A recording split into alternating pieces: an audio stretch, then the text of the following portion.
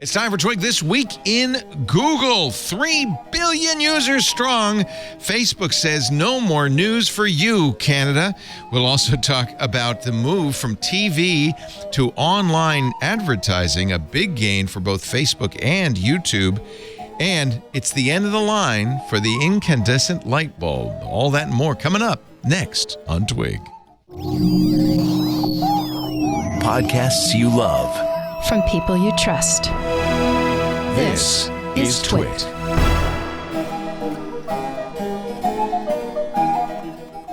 This is TWiG. This Week in Google, episode 727, recorded Wednesday, August 2nd, 2023.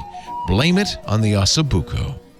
This episode of This Week in Google is brought to you by the Building Cyber Resilience Podcast, a show about tech and security from the perspectives of a data scientist, Dr. Ann Irvin, and career CISO, Rich Sierson, regarding the intersection of data, finance, and cyber risk management.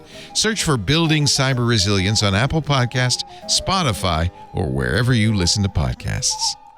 And by Panoptica. Reduce the complexities of protecting your workloads and applications in a multi-cloud environment. Panoptica provides comprehensive cloud workload protection integrated with API security to protect the entire application lifecycle. Learn more about Panoptica at panoptica.app. It's time for TWiG This Week in Google, the show where we cover the latest news from the Googleverse. Jeff Jarvis is here. He is the Leonard Tao Professor for Journalistic Innovation at the Craig Newmark Graduate School of Journalism at the City University of New York, as you would know if you read the New York Times on a religious basis. Hello, Jeff. Hello, Jarvis. so good to see you all last week in person. It was really nice to be there. You got home safely. Your hospitality. I hope you didn't have any trouble navigating I got over the bridge. It was very foggy. Yeah. It was extremely foggy, but that made me happy because I couldn't see the ocean. Yeah. This is an example where phobias can really steer you wrong because you, in fact, want good visibility. I know. I was it's thinking insane. the same thing, but I didn't say anything. But okay. That's Ant Pruitt. He is, of course, not only a regular here, but the community manager in our Club TWiG community and doing such a great job there. Your coffee, you decided not to make it about coffee, your photo. I pretty much made the photo critique anything you session, want. whatever the hell you wanted. Was it you thought that people didn't want to talk about coffee pictures? I don't know. I was told that it was a bit confusing for some reason. Well, because coffee time could just be us talking about photos over coffee. That's the whole point of the phrase is you could take it a lot of different... That's why it was intentionally ambiguous. Right. Oh. You know, I could have just said take pictures of your coffee and you know what we would have gotten? A picture of beans or a picture of mugs. That would be boring. Yeah. Anyway, it's coming up Friday, 4 p.m. You also, I notice, have made it later in the day. Yes. This will be after This Week in Enterprise Tech. I can't do the 9 a.m. ones. I really like this. This is a closer to my... 9 a.m. is a little too early for you, sir? Nice. So if you're a member of the club, join us Friday, August 4th, 4 p.m. Pacific, 7 p.m. Eastern. For fun. I'm going to call it Coffee Time with Ant.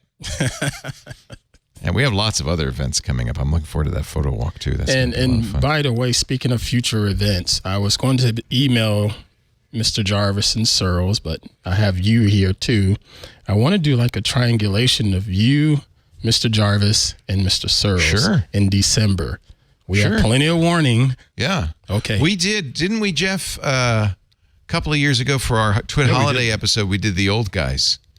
Yeah, I remember that for TWiT. It was you, me, Gibson, and I think was Doc Mr. Searles. Took me a while. No, it's Dr. Searles. It's Dr. Searles. Dr. Searles. He's not a doctor. His name is David.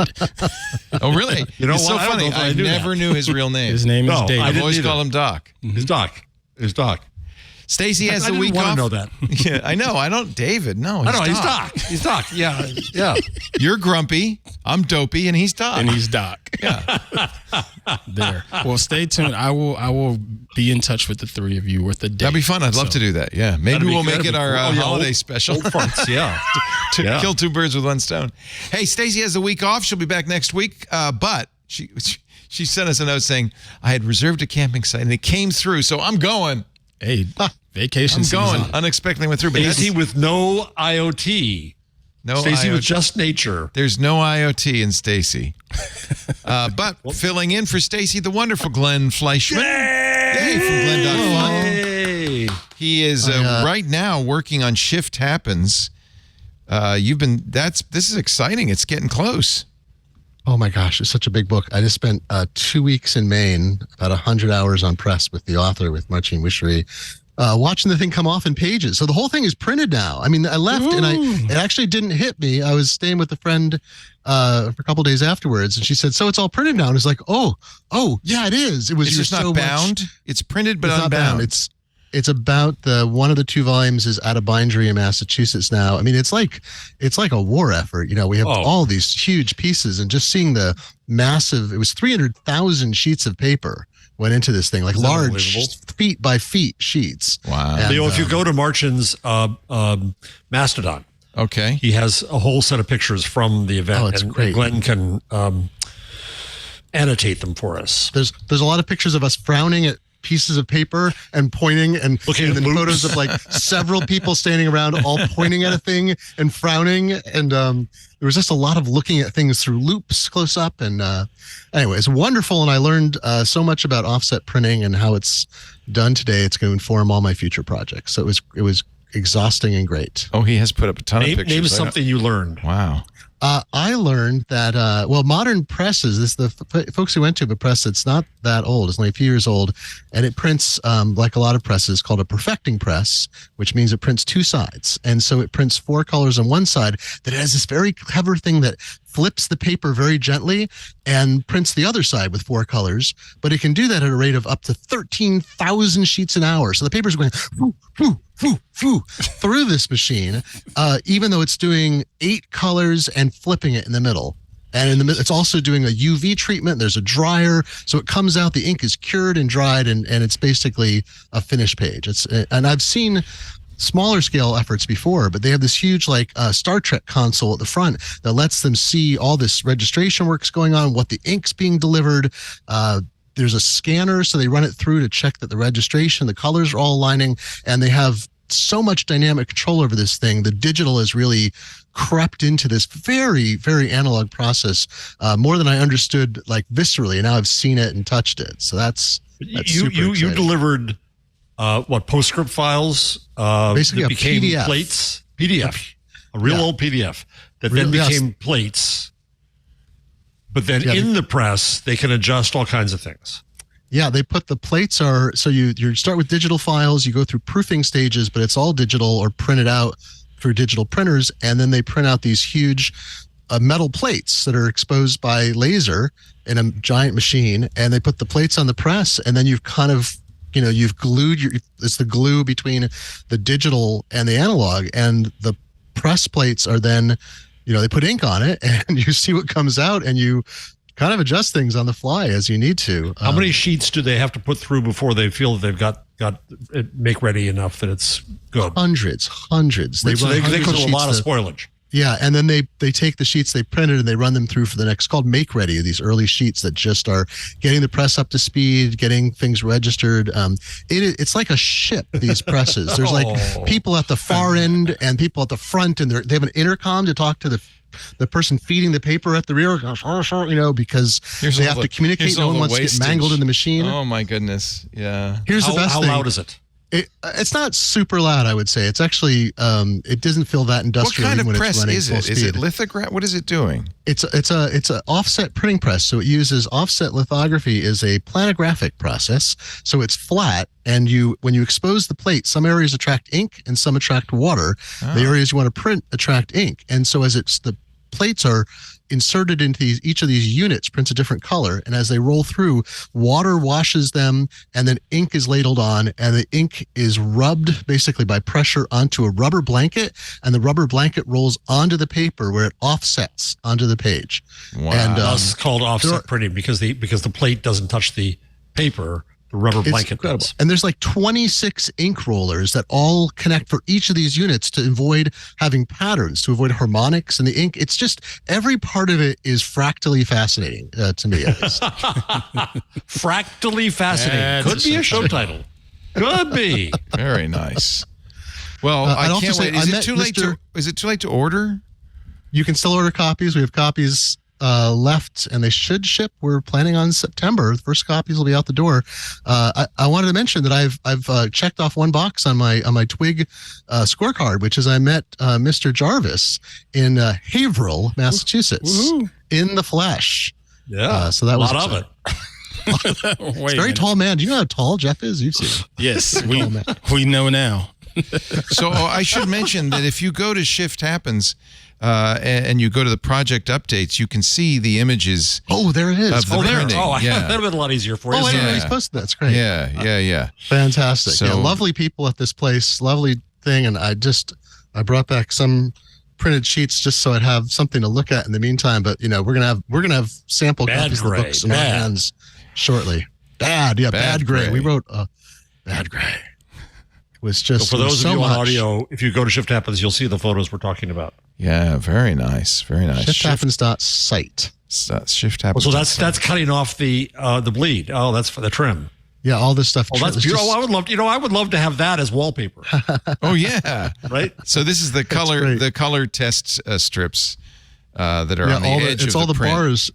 Yeah, and then those are scanned, so they can use they have a digital process to correct registration.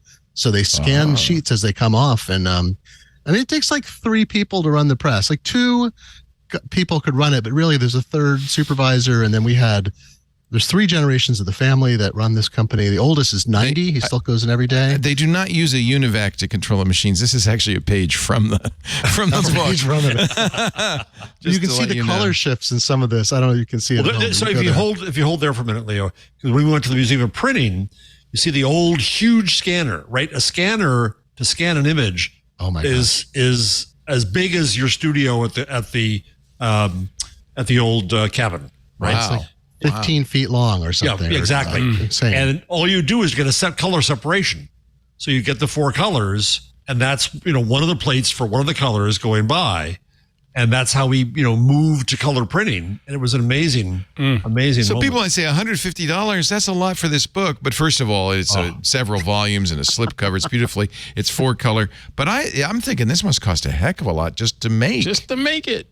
It was, the unit cost is not low. Let's say the math all penciled out in the end, which is good for Martin. But it was, it's also, we did it in the US for not on principle, but because we wanted to be able to do something like we wanted to talk in similar time zones and often be able to go on press. Printed in China or elsewhere, right? Yeah, and then domestic, like shipping by freighting these books and shipping them USPS will be a lot easier. There's just all these aspects, but it was a good example. So they weren't inexpensive, but they were competitive with what we thought the book would be worth. So the retail price reflected the quality, and I'm pretty happy with that. I love it too. The name of the company? Oh, it's Penmore Lithographic. Anybody's looking for a nice printer up in Maine, they'll ship your work anywhere. Penmore Lithographics, not an advertisement. Lovely 3 generations of family run the company, and the oldest, 90 years old, he comes in for about an hour every day. I met him. Wow. Lovely fella. And the That's son cool. and grandson are involved. He's been doing it for daily that operations. long. Wow, that's really cool. It's amazing. Amazing. And I love it that the author went in, you and the author went in to watch this and proof it so that it really does, you put a lot of care into this. I think that's amazing. A lot of, so you look at these photos, you're That's like, one way to do you'll quality see, control. Yeah. oh my God. Yeah. See, there's the many people standing and staring at Yeah. just a lot of time. That's awesome. Staring at things, but yeah, it's an undertaking, but I think it'll show. Gee, it looks like the book's a little quality. smaller than I thought it was going to be. We were delighted by this folding dummy, so they can make sure the pages were in the right Oh, really? order. Oh, Yeah, they that's made for one binding. just so they have a little guide. It's a little mini book That's so Mini cool. book. that fits in the palm of your hand, but this is not intended for. It's not, sadly, not the.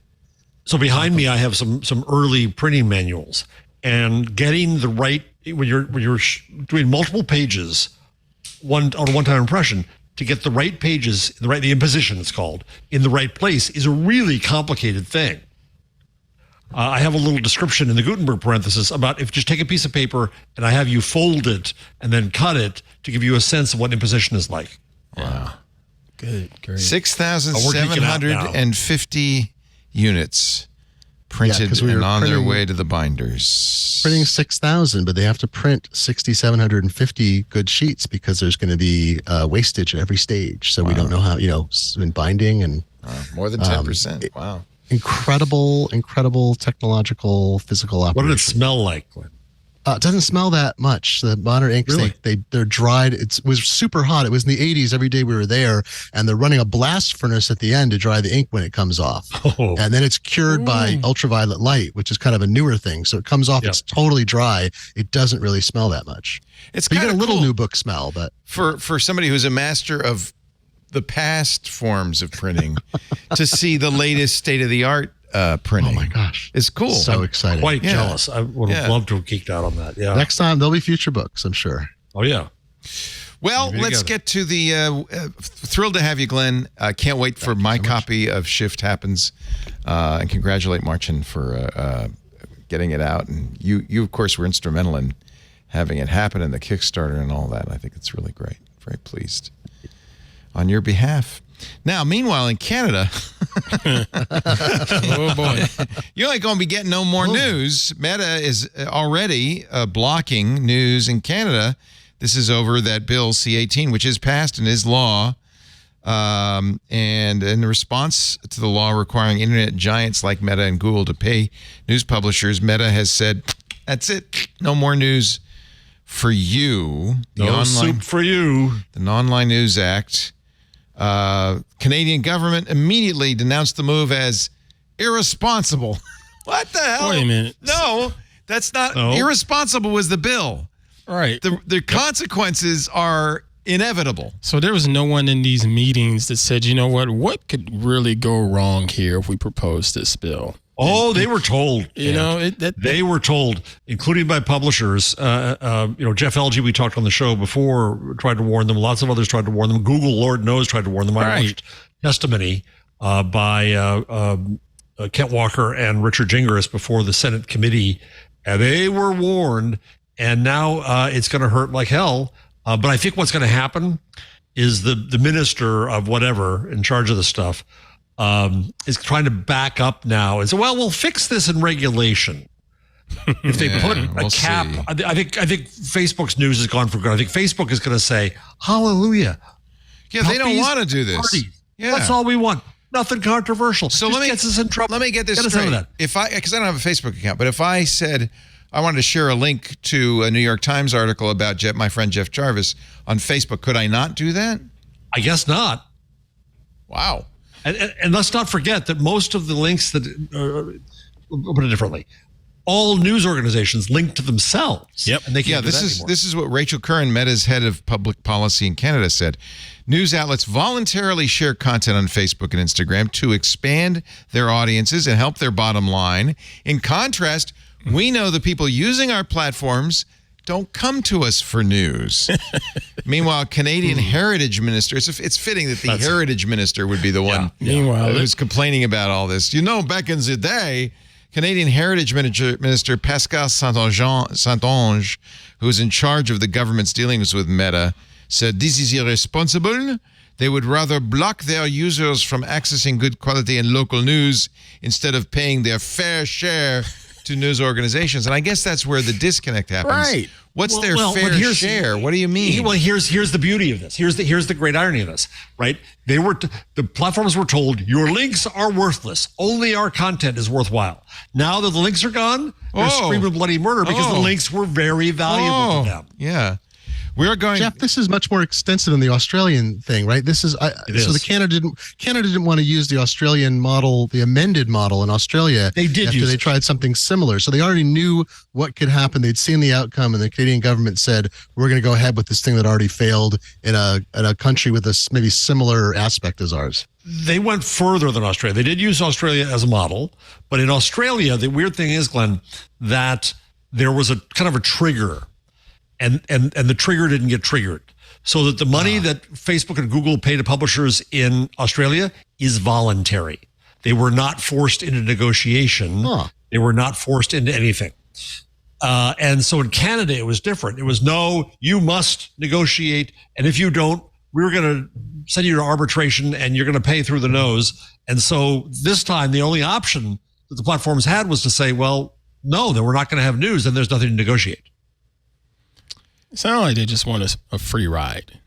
Basically. Oh, yeah. Just a free ride. Well, their argument is, and I think that everybody on this panel agrees it's not right, but their argument is we're standing up against the tech giants. They're using our content for free. We want them to pay for it. They're driving you traffic. Yeah.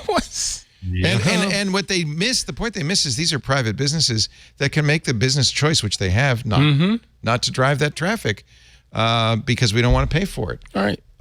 They're not, actually, it's funny because Google and Meta aren't really disputing that might have value. They're just saying, well, we don't care that much, so we just won't do it anymore. Right. And now what? Now what do you do? To fry. The Solange said they would rather block their users from, I said that. We're going to keep standing our ground. After all, if the government can't stand up for Canadians against tech giants, who will? This is a very misguided, quixotic stand, if you ask me.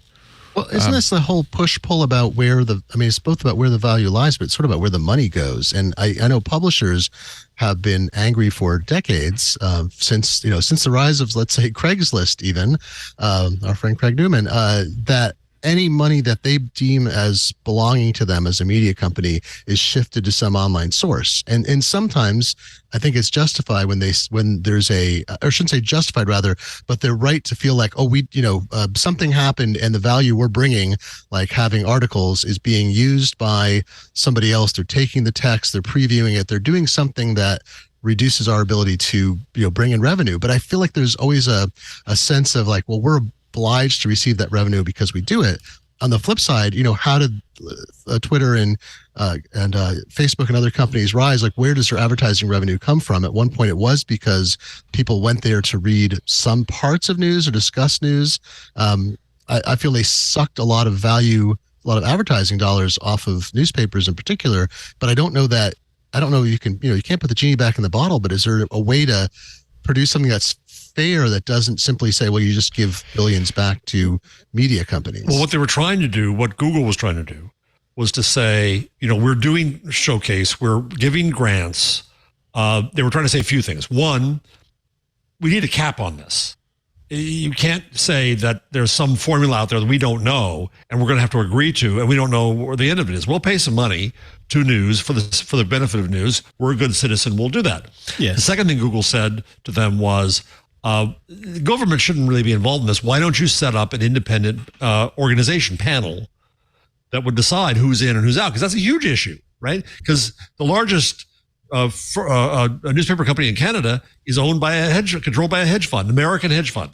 So we know what's going to happen. The money's going to go to the American hedge fund's bottom line. It's fungible. It's not going to support journalism. The Toronto Star is now owned by investors. It's going to go to the investors. And a lot of little guys are going to get left out. And a lot of native publications are going to get left out.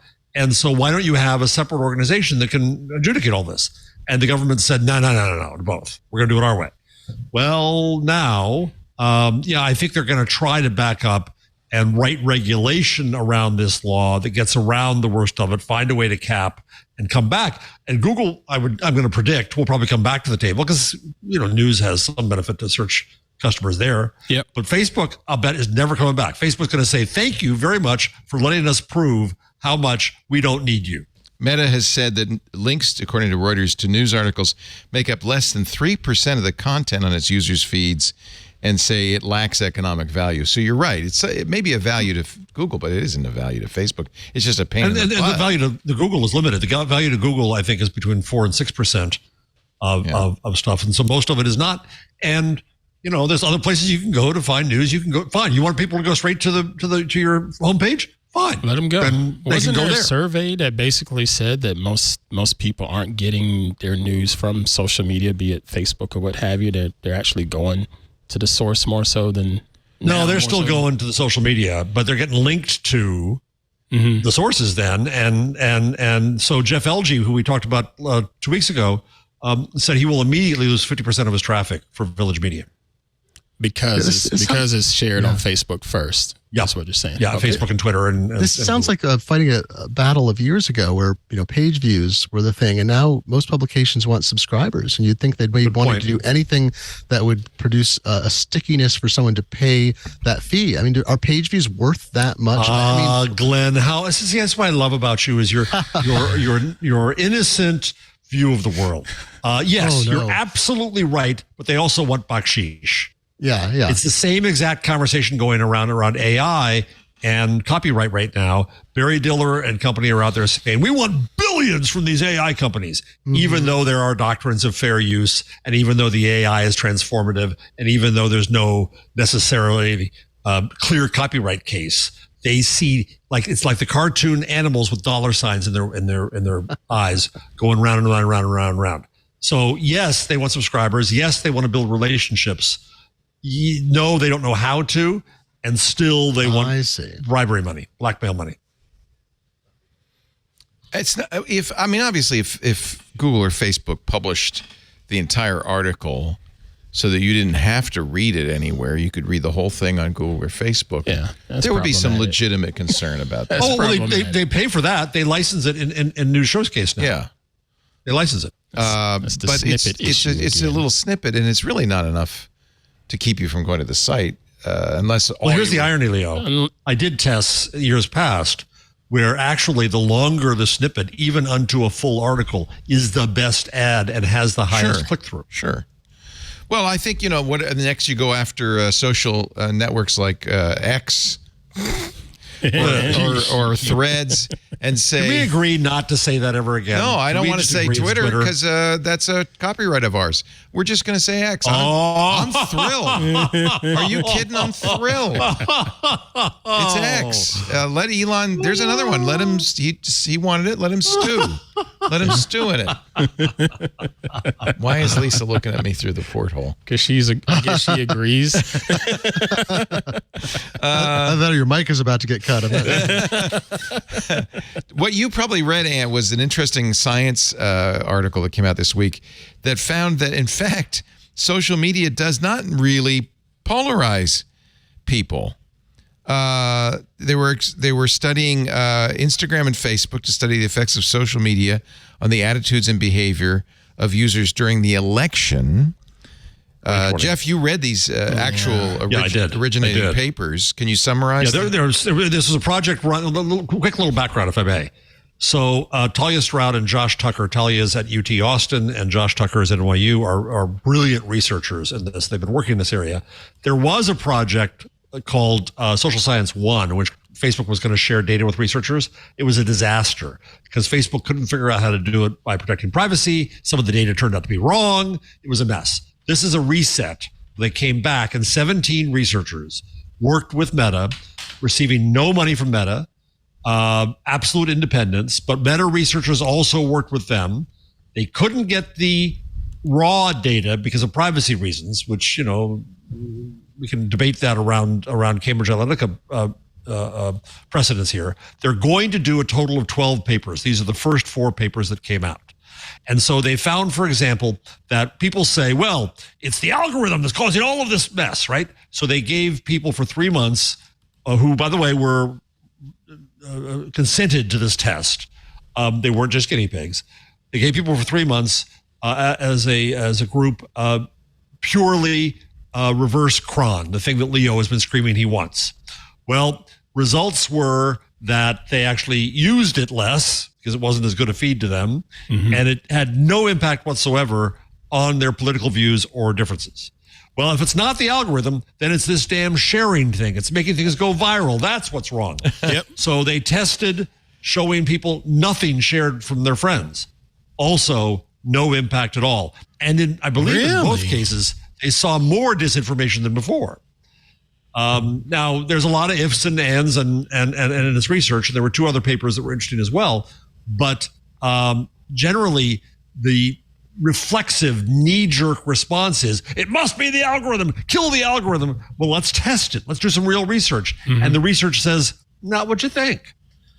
Same with research over the years about filter bubbles not being real. Same with about echo chambers not being real. And now the algorithm and virality aren't necessarily as bad. The problem remains that we're screwed up as human beings. Science.org quotes one of the researchers, a political scientist at Dartmouth, Brendan Nyan, saying, no one is saying this means social media has no negative effects. Right. But these three little interventions they did, none of them measurably changed attitudes. So I think that tells us. So this is not the fix, something. In other words. We think, well, we understand how to fix all this. Well, no, it doesn't fix anything. The results of these experiments do not show that the platforms are not the problem, double negative, but you get what it is. But they do show they're not the solution.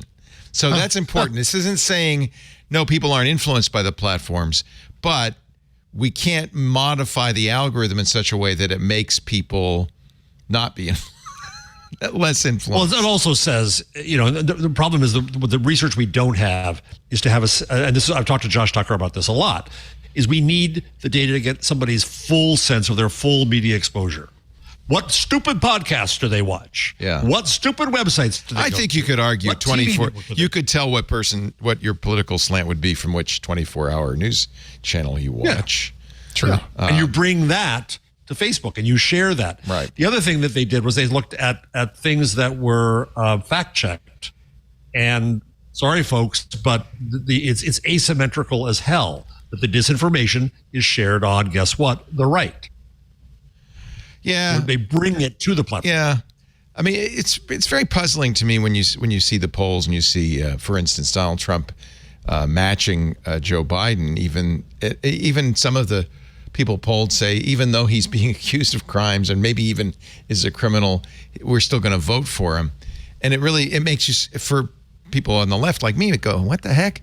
But it really is just a different worldview.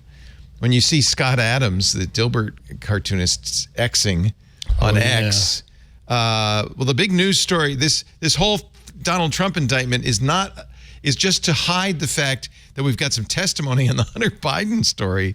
Is like, that's a different, to me, somebody on my end of the political spectrum, is a different, you're not in the same universe as me. Well, and I'm sure they feel the same way about us. But I don't think that's because Facebook doesn't have, or none of Twitter doesn't have that much impact. But it's so transactional, right? It's, Benghazi stopped being a problem when they stopped talking about Benghazi, the server, every wave of this is done specifically, and it's tailored for this. So we are maybe confused why, as high information people, let's pretend we are, who read a lot of news and try to be fair about things, we're confused when low information folks take the point of view of people who have changed their stories. The caravan coming up from Mexico suddenly disappeared when the election was over, etc. Like all these things that have happened at different times that are cobbled together. We don't see centrist or left-wing media being able either doing it or being able to pull it off and have the saturation that right-wing. Well, but I'm also trying really hard not to call people low information and trying to say. I don't think it's an insult. I think it's we have different. If you don't. Well, I mean that implies I know what's true and you don't. All right. And while I believe that, I think it's, to be fair, we'll just say we disagree. Oh God, the more information you have, don't you feel you have a smaller grasp on what's actually true sometimes? Yeah. Oh, absolutely. I mean, I think low information. I think low information, and maybe I'm not getting the academic term here right, are people who avoid seeking additional information that might change their worldview.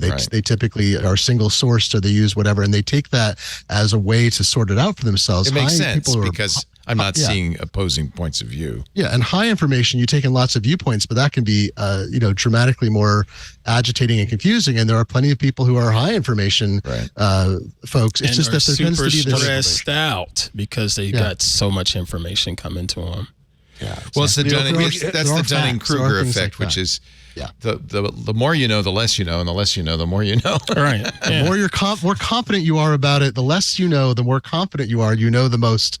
The people who know the most are least confident that they know the most. Right. Yeah. Leo, can you do me a favor and go to on X, decoding Fox News? Actually, I want to do this first because it's related. X is suing a group because we were just talking about this science article about research done on Facebook. X is actually suing a group that researched hate speech on the platform.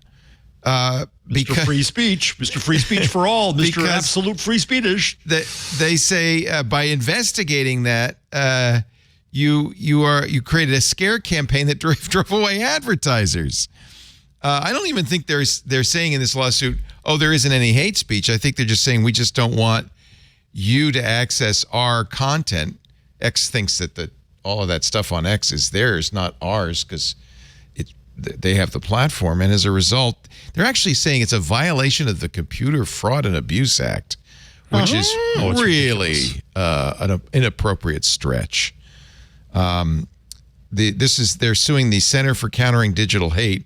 The founder and chief executive said the legal threat shows that Elon Musk will stop at nothing to silence anyone who criticizes him for his own decisions and actions. I presume the court will throw this out because, but maybe they'll say, well, you're not allowed to access X anymore to do the research, which is, I'm sure, what Elon's been trying to do all along.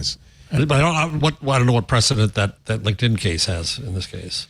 That was the scraper case. Yeah. Right. Scraping. I don't know if that's the case. I don't know. Anyway, I only mention that because this Science article talks about studies that were done, I presume, with the cooperation of Meta, right? No, absolutely. Yeah. So Meta cooperated greatly. They devoted a staff to it, $20 million of cost. Now, it was the whole project had a rapporteur, a watchdog over it, an independent scholar who wrote a long piece in Science about his views of it. And in the end, he said it was independence with permission. So he was complaining about it. Well, okay, point well taken. Meta did not interfere with the research questions that researchers asked, but the researchers couldn't see, again, the raw data. Why? Cambridge Analytica. Why? GDPR. So they can't give the raw user data to the researchers. Now, what's necessary, I think, there is for government to intervene. Yes, I said it. Government to intervene. Oh boy. To give safe harbor to a Facebook for research and say, for research, you must hand over the data. Yeah. We will say how it happens, and you won't get in trouble for it. Yeah. Right. Meanwhile, I mean, so those are I'm just saying those are contrasting points of view. Twitter will sue you for trying to do it. Twitter was, when it was still Twitter was the best at this. They used to hand this stuff over. Yeah. Now the API is gone and expensive and so on. Twitter was the kind of the only mechanism we had to judge how social media worked. And of course, it was its own odd little corner of social media. So that's it. That was our only Twitter story of the week. So thank you very much. Can we mention my graduate? Can I plug my graduate? Sure. Decoding Fox News. A woman named Juliet Jeske is doing incredible work. I have been saying for a long time that I was on MSNBC Air when they still had me on, saying I wish you would do a feature called We Watch Fox News so you don't have to. So that's what Juliet does.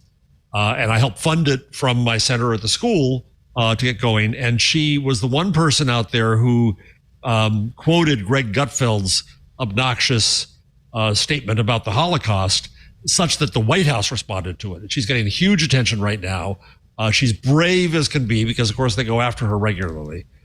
So she has a Substack and YouTube and X.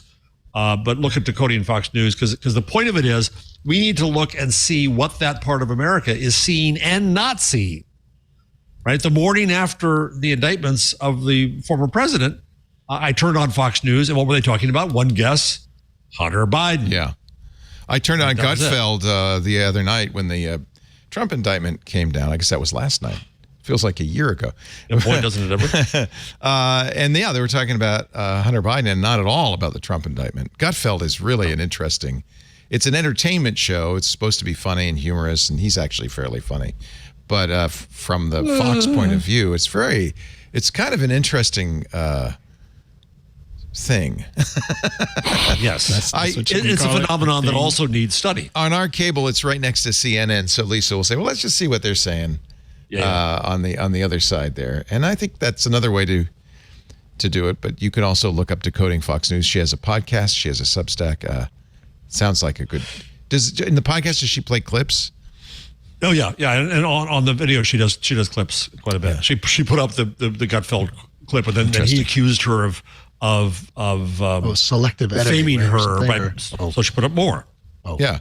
Let's get the context. Oh, it's the same. Let's take a little break. We have more to talk about. Jeff Jarvis, Ant Pruitt, and our special guest star, Glenn Fleischman. Great to have you. We are going to give you the traditional SAG-AFTRA background actor fee of $148 for this appearance. So thank you. Well, I've actually, this is just me from previous appearances. Yeah, we've digitized you. So in fact, you get nothing. You get nothing. Our show today brought to you by another great podcast, the Building Cyber Resilience podcast. The world is hyper-connected like never before. This advanced technology-driven landscape is creating smarter businesses to better serve customers.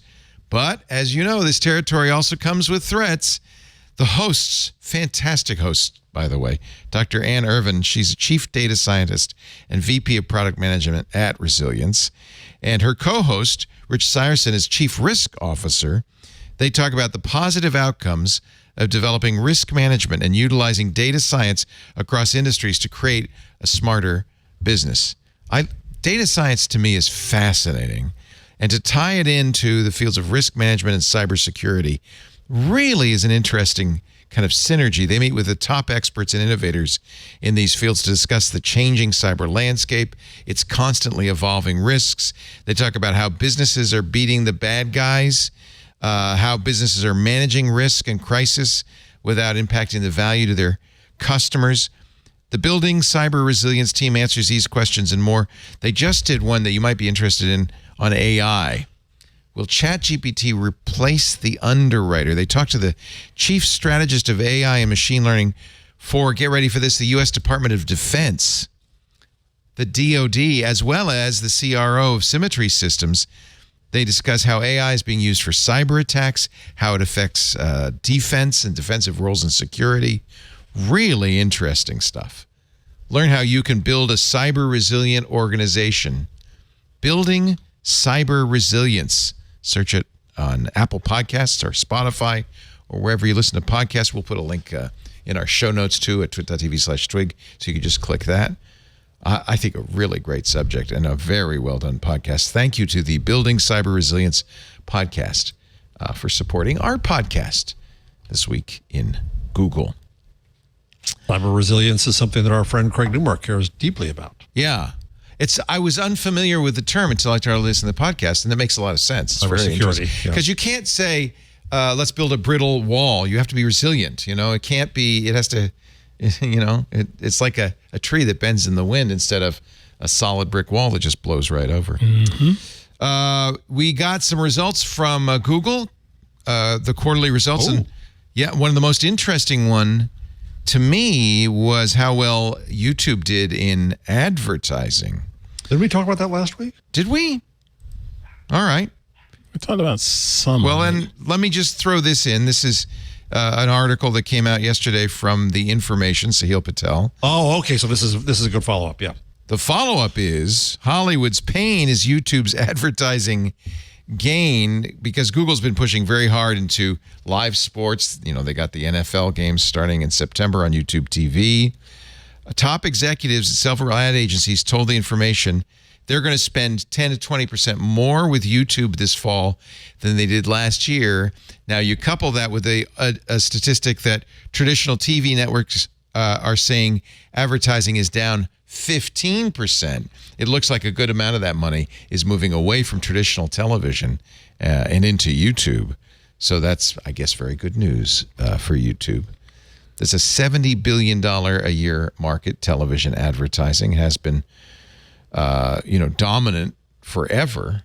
But it does lack, and we've talked a little bit about this, it lacks the information about the audience that digital platforms can offer. YouTube, Patel writes, had already made some inroads into the TV ad market in recent years, helped by the growing consumption of YouTube videos on TV. Nearly 45% of YouTube viewing in the U.S. now occurs on TV screens. Almost half. I'm fine with that. Do you watch YouTube on TV? All the time. And the hardheads too? All the time. And I'm not just talking about YouTube TV. I'm talking about No, YouTube. general YouTube. Yeah. General YouTube. Yeah, I was always, I'd come home, this is years ago, and Henry and his friends would be sitting around, and there'd be YouTube on the TV, and they would listen to music that way, among other things. All the time. Yeah. A lot of people listen to podcasts via YouTube, which is wild. I still don't quite get that, but I think it's the convenience. Yeah. Right, but the convenience of it. I think just that's play the it in the background. Yeah, it's their everything app, so you just use YouTube. Why do I need a podcast app? I just search or subscribe there. Is it safe to say a lot of these numbers are coming from the fact that TVs aren't dumb anymore? It's hard to find a dumb TV. Everybody's got some form of television that's connected to the internet. Even though not everybody has super high-speed internet, people still have these smart TVs out there. And, of course, they see something like YouTube right there on a 50-inch screen. Why not click on it? Well, and let's not forget that the strike with the Screen Actors Guild and the Writers Guild of America is going to hobble traditional television. Yeah. Meanwhile, it doesn't hurt YouTube at all, right? These people aren't union workers. Right. Mr. Beast is going to still crank out the content. Yep. I would like to lobotomize my television, frankly. I don't want a smart TV. I want Mine is not even connected to the internet. I use Xbox One as my smart TV, and it works totally fine. So, Ann, are you suggesting that the smart TVs accelerated cord cutting? I think so. Ironically? Because you were already connected to the internet. Yeah, it just made it so easy. And then you saw, wait a minute, I can save $100 a month, and that's a lot of money. So why not just cut it off and move on to just watching the streaming services, because their content is still pretty good for now. By the way, Facebook. Go ahead. I'm just curious about your habits and the family. Do you watch YouTube on the big TV together, or does everybody grab their time? Most of the time, we sort of segregate to different, they watch it in their room, I watch it in the living room, and they're generally just watching whatever creator that they enjoy. When we watch it together, it's most of the time with me, because I tend to bounce around on a lot of different things. We'll watch some docs and watch hot ones and just some weird things to laugh at, and it's just entertainment, and it's right there. And I pay for premium, so I don't get the ads interrupt the ads. Oh, yeah.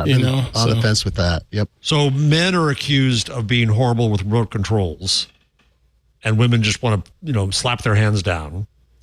Does Queen Pruitt sit there and tell you to switch around on YouTube, or nope. or are you good with YouTubers? There's no discussion whatsoever, because the one TV that I do watch, no one comes and touch that remote except me, because it's sort of seen as that's TV. So Dad had an armchair back in the day with his butt imprint in it. Now he's got a TV that goes with it. Yeah, that's exactly what goes on. And then the other television. And Did you read that article about the Zenith Clicker? The miracle that is the Zenith Clicker? What? Incredible. Sorry, I don't mean to get us off track, but that was amazing. Do you remember that?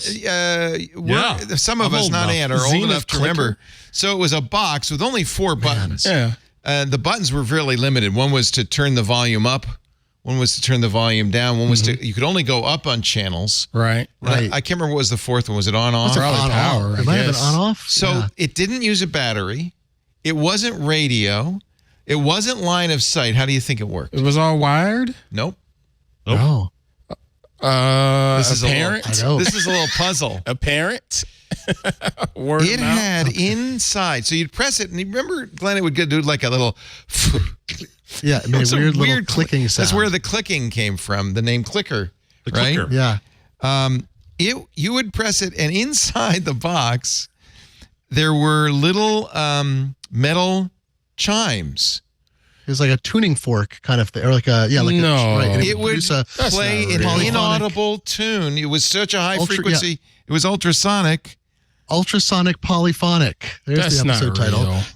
No, it's for sure. That's not real. The TV received it. The TV received it and acted on it mechanically. Dude, incredible. So there were not solenoids, but there were.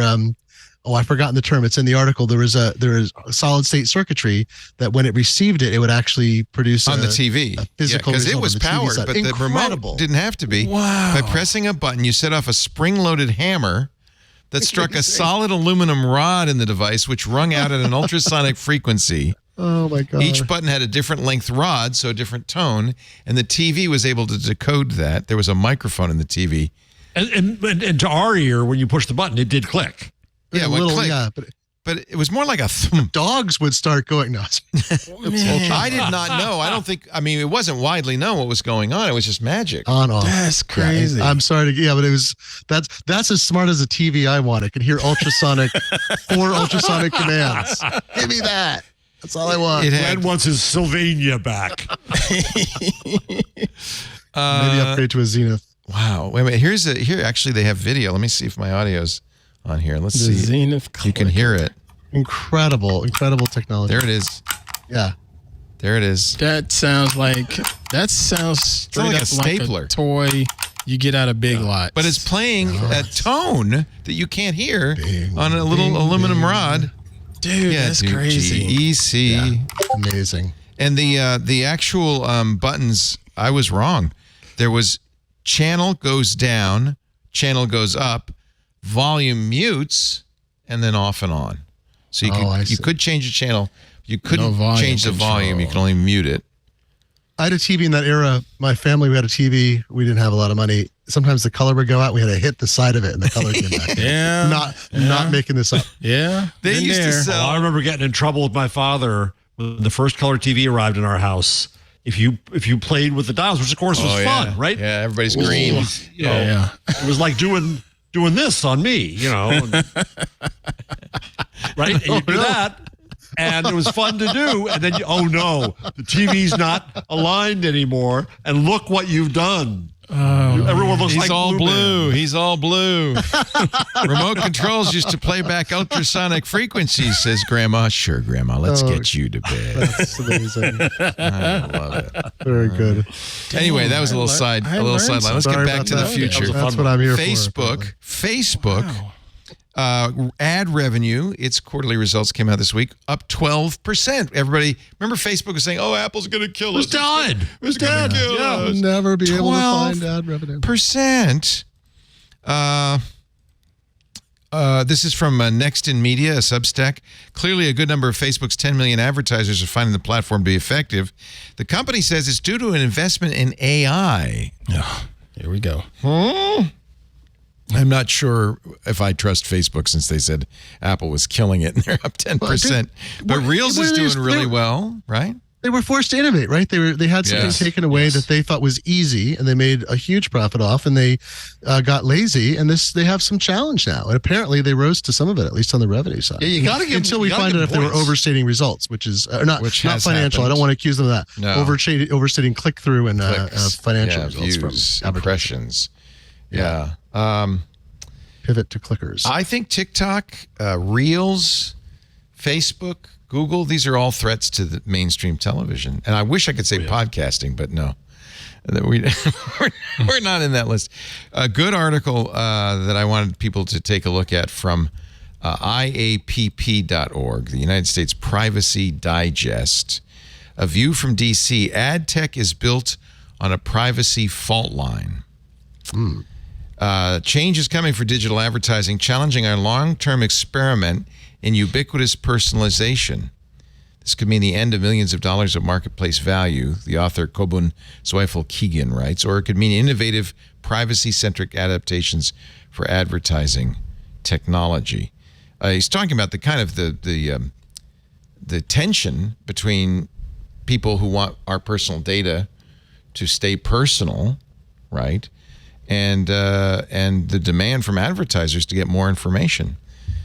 And, of course, United States privacy laws haven't really yet cracked down on data brokers and other things. Yeah.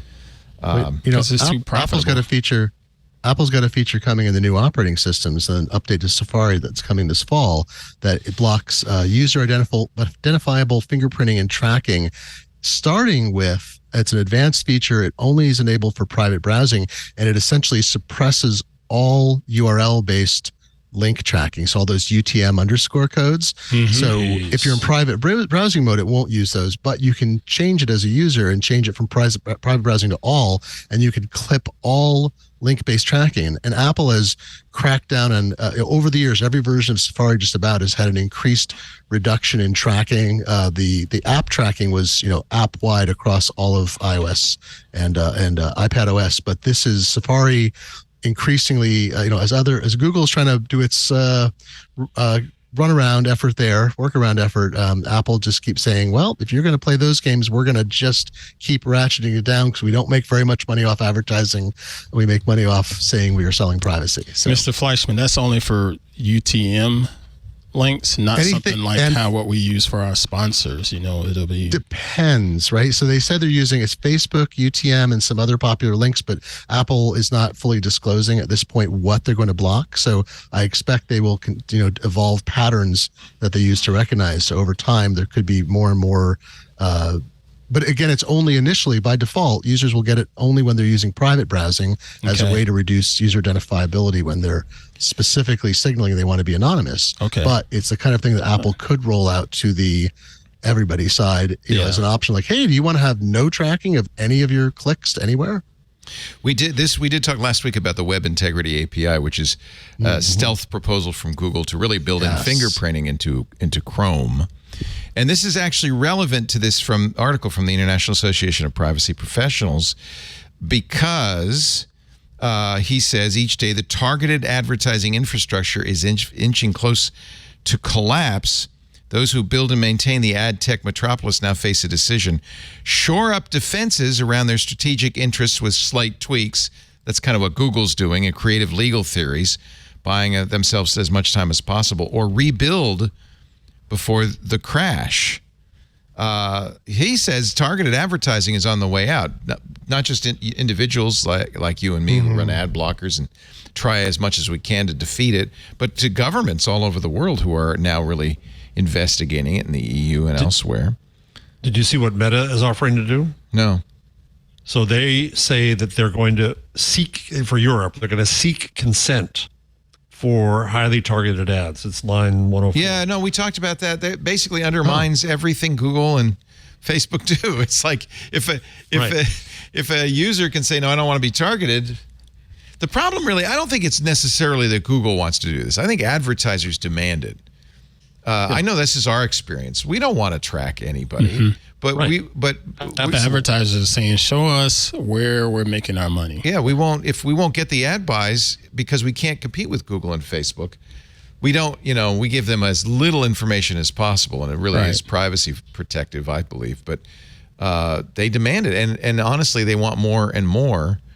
Patel writes, moving away from today's data-driven ad tech architecture will require a coordinated effort on multiple fronts, redesigning architectures of consumer choice, bringing to market new privacy-enhancing technologies, standardizing contractual arrangements between market participants. But he says, we've got to do this because it's going to happen.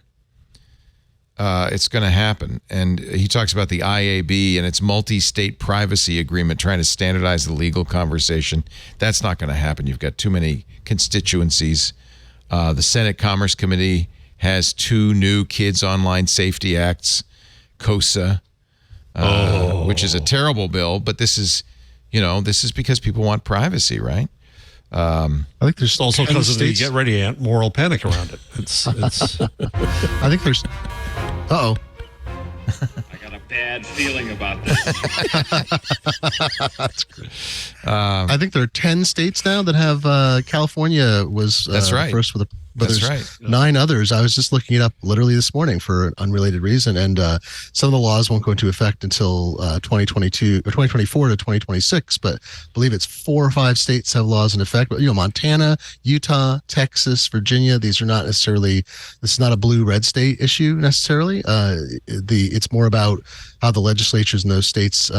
Who's trying to prevent this and where the lobbyists are and where the consumer activist groups are. So this is, IAPP is a privacy advocacy group, and this is them saying, something's got to give. I gave the wrong byline. It's Kobun Zweifels Keegan, not Patel. That was a previous article. I think I might have been on a board of advisors there, but I can't remember. Yeah. I mean, it's a good group, and I hope they're right. I do think there is this tension between advertisers who want to know more and more, companies who are giving them more and more, and we, the users, who want them to know less and less. Well, and media cannot eat by subscriber bread alone. Right. Yeah, right? I mean, that's advertising absolutely a conversation.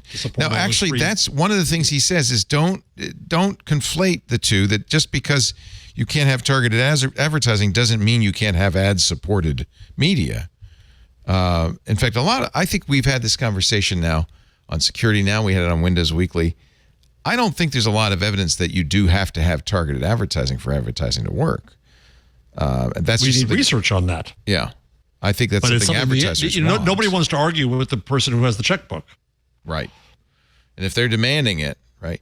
He says, some claim that the death of targeted advertising is equivalent to the death of ad-supported fallacy. Ad-supported internet. That is a fallacy. I think the ad-supported fallacy is maybe a Freudian slip. Ad value is not, he says, intrinsically tied to the extraction of personal data. That's, I think, the fundamental question. Is it? Advertisers think it is. There needs to be some mechanism for relevance and efficacy, right? Don't show me ads for pregnancy clothes, because I'm not pregnant, I'm not a woman, and you're going to waste your money. So, and if you do, if we just go back to a pure billboard world, then you're showing me a lot of junk. I mean, the web's getting junked up. Yeah, but it's not my duty to make sure advertisers don't waste. Well, I'm as an end user, not as a podcast host, but it's not my duty to make sure advertisers don't waste their money. That's not an end user's obligation.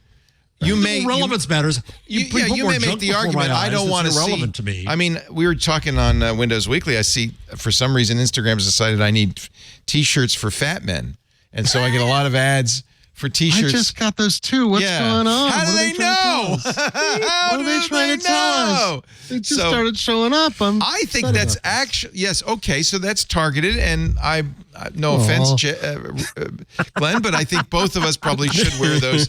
Yeah, I guess I need some of those shirts. So, but do we want advertising though? I mean, I'm insulted. That's question. bad advertising, because even though it's perfectly targeted.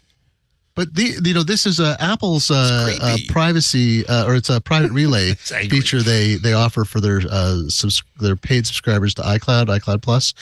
It has this interesting fuzziness, and some of the Open DNS, some of the public DNS providers working on this is to push out an IP address that is quasi geolocated. So it tells you you're in an advertiser would know you're in the country or you're in a region, which could be useful without saying, I live at 123 any place street in any town, USA. And I actually kind of I would be less offended by advertising if it were less offensive, like those shirt ads, but targeted to me. I mean, I think that's the problem. Is most advertising targeted to you though, right? If it gets it right, what's the problem with that? Well, if it doesn't, I don't want them to know so much about me. I always feel it's a victory when YouTube gives me ads that are obviously wrong. I feel like I'm doing something right in my interactions because they aren't giving me targeted ads. But I don't mind getting ads for things that I actually am interested in. And, we're in capitalism. Advertising is a part of it. I'm part of an advertising economy. If I see an ad that's good, that's okay. But I'm mostly offended by the ads that are delivered to me. They're mostly that are too good. They're seeking, is what you're saying? They're seeking attention.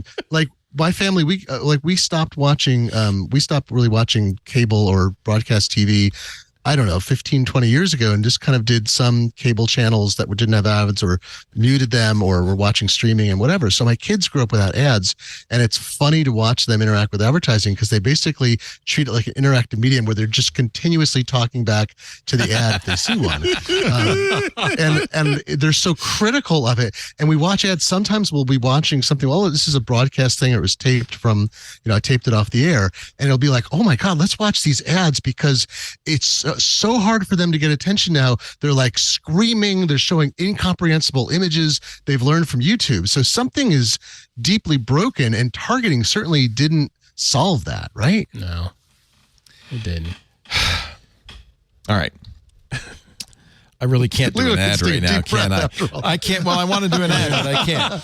So Lisa's back at the portal window. yeah, We'll pivot. I think Joe made an appropriate poster here. It's not my job to make sure advertisers aren't wasting their money. Oh, wait. No, but listen, I'm going to defend Leo. I'm going to defend you to yourself, which is this is the whole point. People find affinity media. They like this program. They come to it, and Yes, you give them things yes. that people like this sort of thing will probably like this sort of thing, right? You wisely avoided doing crypto advertising, even though you knew people watching the show might like some of it, and you made the right call there. But it's if you were suddenly advertising Rogaine in every episode, it might become a little Yeah. We did do. I'm sorry. The next sponsor is Rogaine. We did do manscaping for a while. Yep, I remember that. I think that's within parameters. And I think we had a ED We did advertiser for a while. Yep, we sure did. Roman. So, That's nothing wrong with that. Not against him. Well, you can see I'm not a Rogaine customer, so I don't know. Hey, some really good news. The family of Henrietta Lacks has settled a lawsuit over the use of her cell line. She, in the 50s, 1951, a biotech company somehow got a hold. Actually, doctors at Johns Hopkins extracted cervical cells. They were treating her cancer.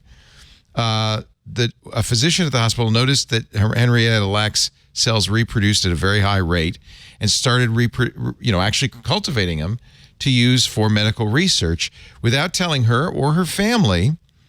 They are called HeLa cells, and perhaps you've seen read the book about all of this.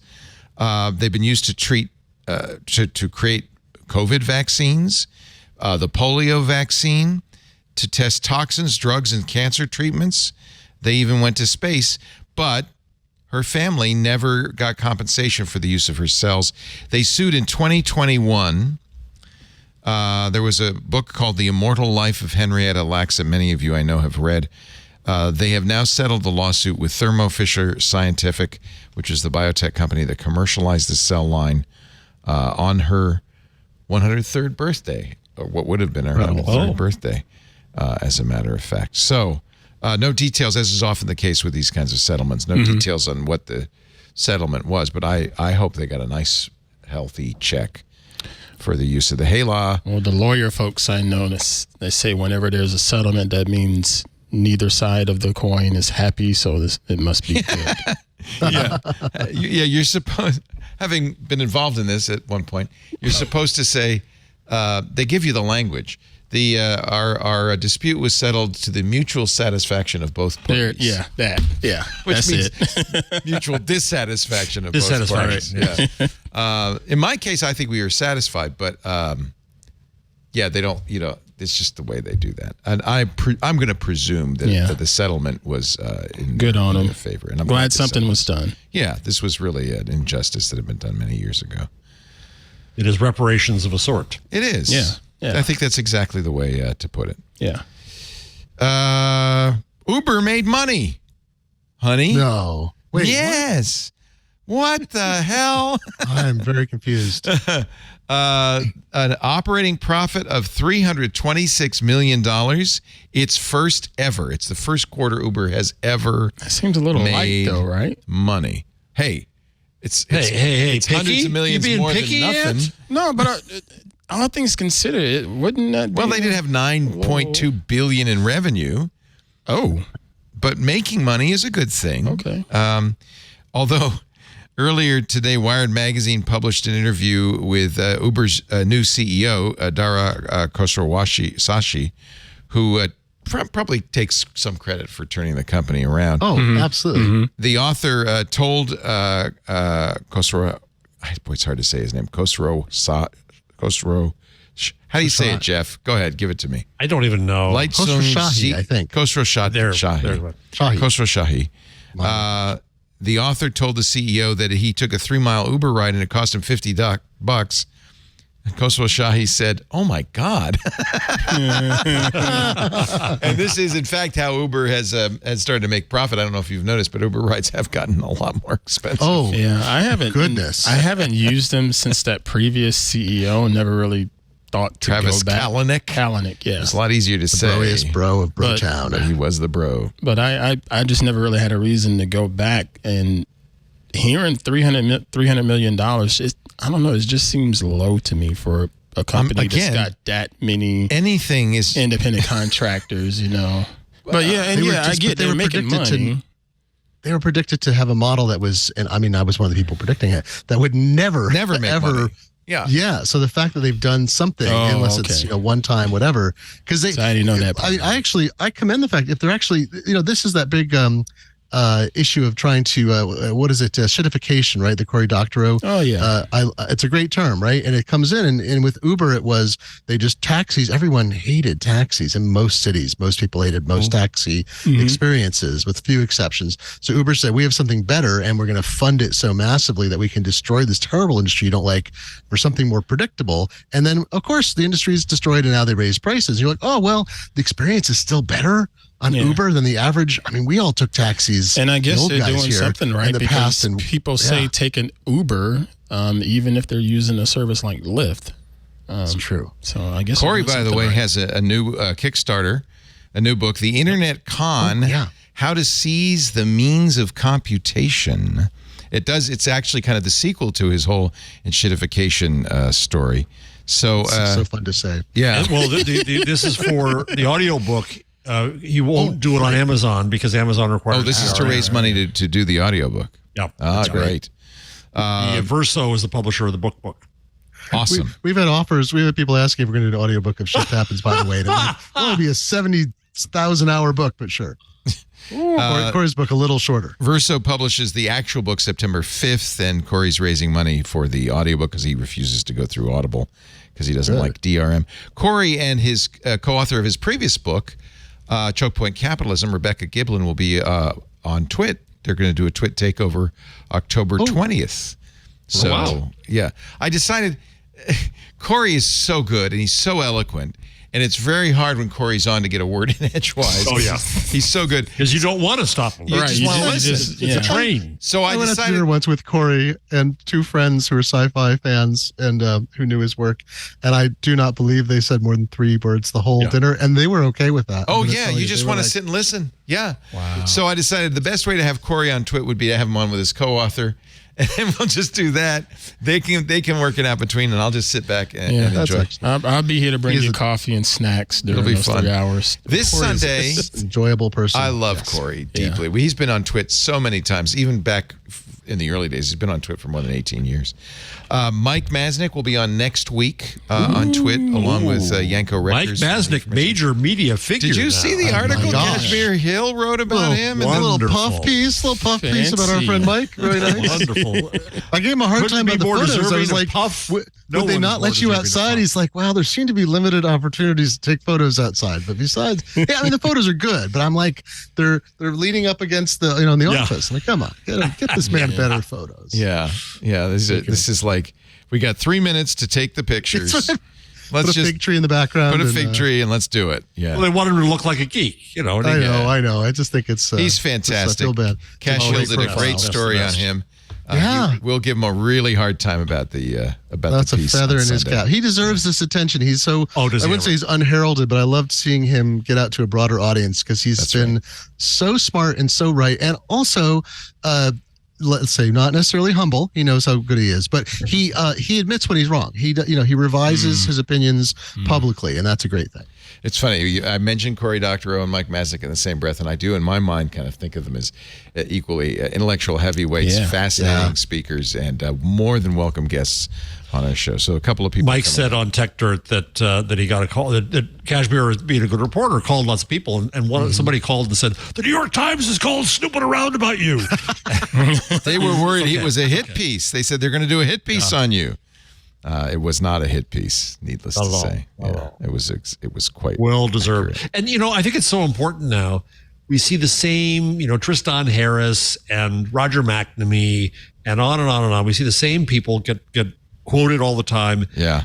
Just somebody who does the real research. And Mike's an amazing amalgam because he's not at a university, but he's a scholar and he does papers. And his paper, Protocols Not Platforms, was extremely influential, including to Jack Dorsey. We have Blue Sky because of it. Mike is a journalist and a scholar at the same time, and a gentleman. Yeah.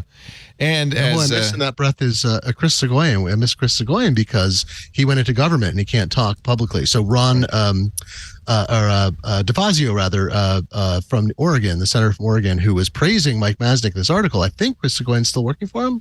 I think so. But it means we lose his voice, but he's involved in public policy, which is fantastic. That happens. We had Matt Cutts on the show a lot. Then he went to work for the government. And has no time. He's quite now he's busy, retired, by the way, and we can't get him on the show. He's he retired? Well, he retired from the government. I don't know what he's doing, but we can't get him on the show. He's in Canada, isn't he? He's married now, I think. Yeah, he's got a life, and as you know, imagine that, a life. It doesn't go with being on any of our shows. Let's take a little break. Lots more to come. Great panel. It's lovely to have you, Glenn. Always like having you on. And I guess now that shift happens are you kind of done doing stuff for it, or? No, we got to get several thousand books into people's hands. Fortunately, I'm not labeling myself or anything. We're not that insane, but it's 60,000 pounds of books we had printed. Wow! So we have to get them. You're not carrying them to each subscriber, I presume. That was an extra. That was the premium level. As we show up at your house and we throw it through the window. Ed McMahon's here with a big check. Oh no! Wait a minute! It's Glenn Fleischman with a big book. Who's doing the fulfillment? How's that our printer is doing domestic fulfillment. Oh, nice. And international fulfillment's going to be handled by another warehouse we're still settling on. We think we have the right people, and we have to freight like 20,000 pounds of books to those people to do the international. What proportion of your that's crazy audience was international? About 30-something%. Wow. Which is impressive given that it's almost $50 to ship the book overseas.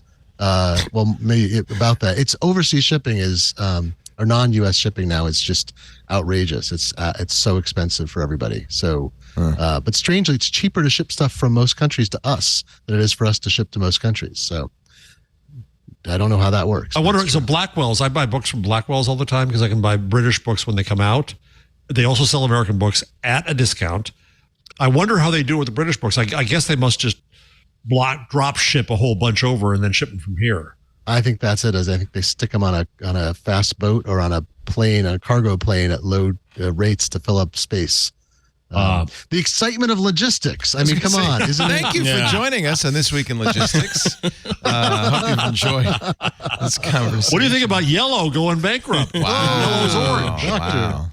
So I read a good article about this. I think it was CNBC.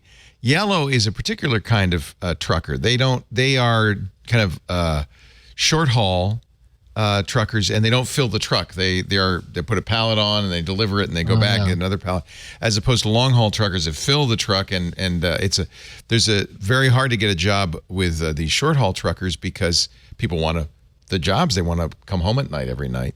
And the long haul truckers have a huge turnover because it's such a hard job. You're driving. You sleep in the back of the truck, and it's not an ideal job. So these are a lot. I think they said 30,000 jobs that are going to be very hard for those people to get new jobs because there's just not a lot of turnover in this particular part of trucking.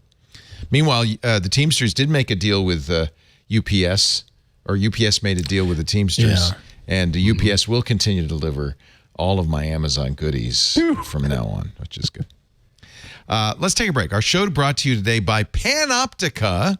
In the rapidly evolving landscape of cloud security, Cisco Panoptica is at the forefront, revolutionizing the way you manage your microservices and your workloads with a unified and simplified approach to managing the security of cloud-native applications over the entire lifecycle.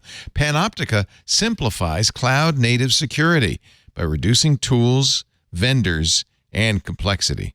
By meticulously evaluating them for security threats and vulnerabilities, Panoptica ensures your applications remain secure and resilient.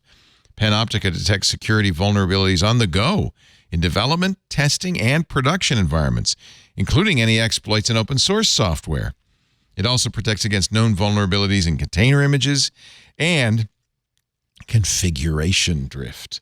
all while providing runtime policy-based remediation. As Cisco's comprehensive cloud application security solution, Panoptica ensures seamless scalability across clusters and multi-cloud environments. It offers a unified view through a simplified dashboard experience, reducing operational complexity and fostering collaboration among developers, SREs, and SecOps teams. Take charge of your cloud security and address security issues across your application stack faster and with precision. Embrace Panoptica as your trusted partner in securing APIs, serverless functions, containers, and Kubernetes environments, allowing you to transform the way you protect your valuable assets. Learn more about Panoptica at panoptica.app. Panoptica.app. We thank them so much for supporting This Week in Google. Welcome, Panoptica. The light bulb. Did it go off in your head? Yes. No more. I have an LED light bulb in my head from now on. As of yesterday, it is now illegal to sell incandescent light bulbs in the United States. Now, you may say, wait a minute, I thought that happened years ago. Well, it did. Congress passed a bill, I think in 2017. Donald Trump overruled it, but the Biden administration brought it back. And as of yesterday, you can only buy energy-efficient LEDs or, I guess, CFL light bulbs. No more incandescent or halogen incandescent light bulbs. Edison is gone. I don't like this. It's the Edison parenthesis. There's your next book. Yeah, exactly. Good call. You don't like it? Yeah, you like your incandescents? Well, you're in the light. Well, the thing is, I don't photographer. like this being like right now. Let's put this in place January 1st or something like that, because I get that I have some privilege, and yeah, I can go and buy a $5 to $7 LED bulb without they're an cheaper. issue. LEDs are now at 99 cents. They're the same cost as incandescent. So they finally gone down, because for the longest they were not. Oh. Yeah. Okay, I think that might have been one of the stop. This was supposed to happen in 2014. Okay. Yeah. But it has I quit looking. Yeah. It's been a year now that manufacturers and retailers have known that the Department of Energy would start enforcing the law, suing companies that sell incandescent lights. I had no idea they were so inexpensive, because I haven't had to buy any since like 5 or 7 years ago when I replaced. That's what I'm saying. I was like, I didn't know, because I have no idea. Actually. but I have some privilege there. So and the other thing to remember is when you buy LED light bulbs, to get the 2700K or less, get warmer ones, because there are a lot of blue ones that are not good. But the more modern ones, here are, they're about $1 each. Here's Sylvania makes LED light bulbs for $1.35 each. A 24-pack for $26. This is amazing. Well, $1.12. Yeah. Count me in, Mr. Pruitt. I'm in the same camp. I'm like, that's all right. I thought, when I bought them years ago, I thought, well, they were $100 when my first LED light bulb was $100, and I got it from I don't C. doubt Crane. you bought the most expensive bulbs possible. No, I got the first ones. Bob Crane of C. Crane said, he held it up. He said, someday all bulbs will be like this. But I said, but it's $99. He said, yeah, but you never replace it. Now when I have LED everywhere. Yeah. And nowadays I love it. I go up on the ladder, I put it in, I say, honey, I'll never have to put another bulb in this socket. Is the Livermore light bulb still on? Yeah, You know about that? yeah, the Firehouse light bulb. I think it is. Oh, yeah. I have to let Hardhead know, because he's been wanting LEDs for his room, LED bulbs for his room. So what he's done as an alternate is put LED strips around his room. But the bulbs are cheap now. the bulbs are, and they last. And the other thing is, they last a really long time. Right. I didn't know, but I'll let him know so he can go spend his own Here it money. is. Livermore, California's Centennial Light. Actually, this website looks like it came from 1896. Home of the world's longest burning light bulb. Well, in those days, the websites were made of flan. There it is. There it is.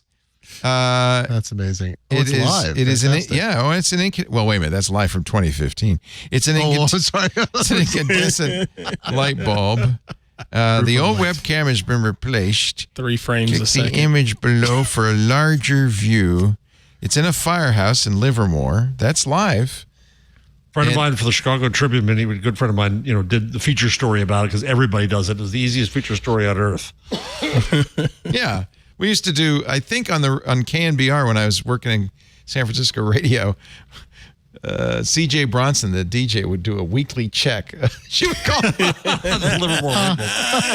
I think she just wanted to talk to the firemen. I don't know. But she would call and say, is it still burning? Yeah, it's still on. Okay, thanks. I'll tell you a great mystery. That's up there with Hugh Hauser, man. That's what that when my kids were little, they were very into firefighters, and my wife was on a bus once with them and ran into somebody who worked for the fire department, and she said the fire, we had firemen in our neighborhood. I can't remember what it was at the time. Wasn't a fire in our house.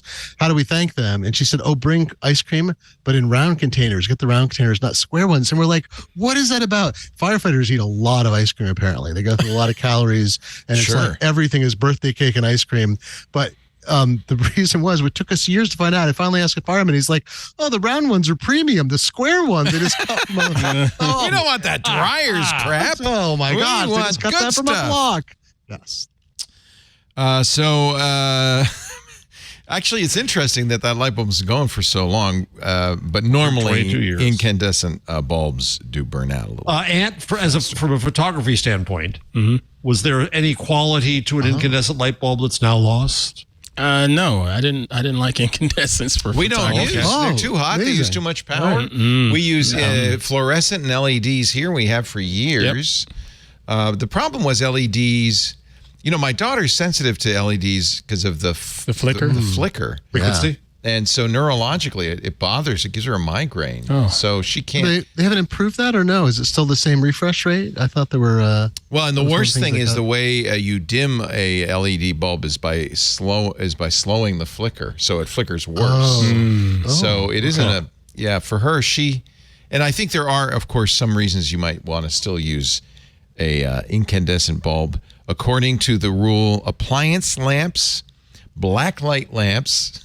Do you still have that blacklight poster, Jeff? I bet Mr. Jensen yes, Jimi Hendrix. Jimi Hendrix up, yeah. Colored lamps, G-shaped lamps, the diameter 5 inches or more, general service fluorescent lamps, high-intensity discharge lamps. These are all still legal. Infrared lamps. Lamps that do not have Edison screw bases. Edison screw base? What's that? That tells you how old this technology is. Jeez. Lamps that have a wedge base or pre-focus base, left-hand thread lamps. They don't make left-hand thread LED bulbs, apparently. What? Marine lamps, marine signal service lamps, mine service lamps. You don't want an LED in the mine. MR-shaped lamps that have a first number symbol equal to 16. And have a lumen output equal to or greater than 800. Other fluorescent lamps, plant light lamps, R20 short lamps, reflector lamps. Anyway, there's a long list of... Oh, and traffic signals. There apparently are some traffic signals with incandescents. But generally speaking... Plant lamps. That 40-watt bulb that you put in the lamp over your reading chair, gotta. So it was a 144-year run. Also, Mr. Jarvis, putting those in photography soft boxes, you probably burn up a soft box. Oh, yeah, they're hot. They're so daggum hot. Yeah. Trump blocked the phase out of incandescent light bulbs in 2019 because it was controversial. Same thing with gas stoves. I want to keep my gas stove. I don't care if it's putting benzene in the air and killing my kids. I want my gas stove. I've been hearing that, but damn it, I love my stove too.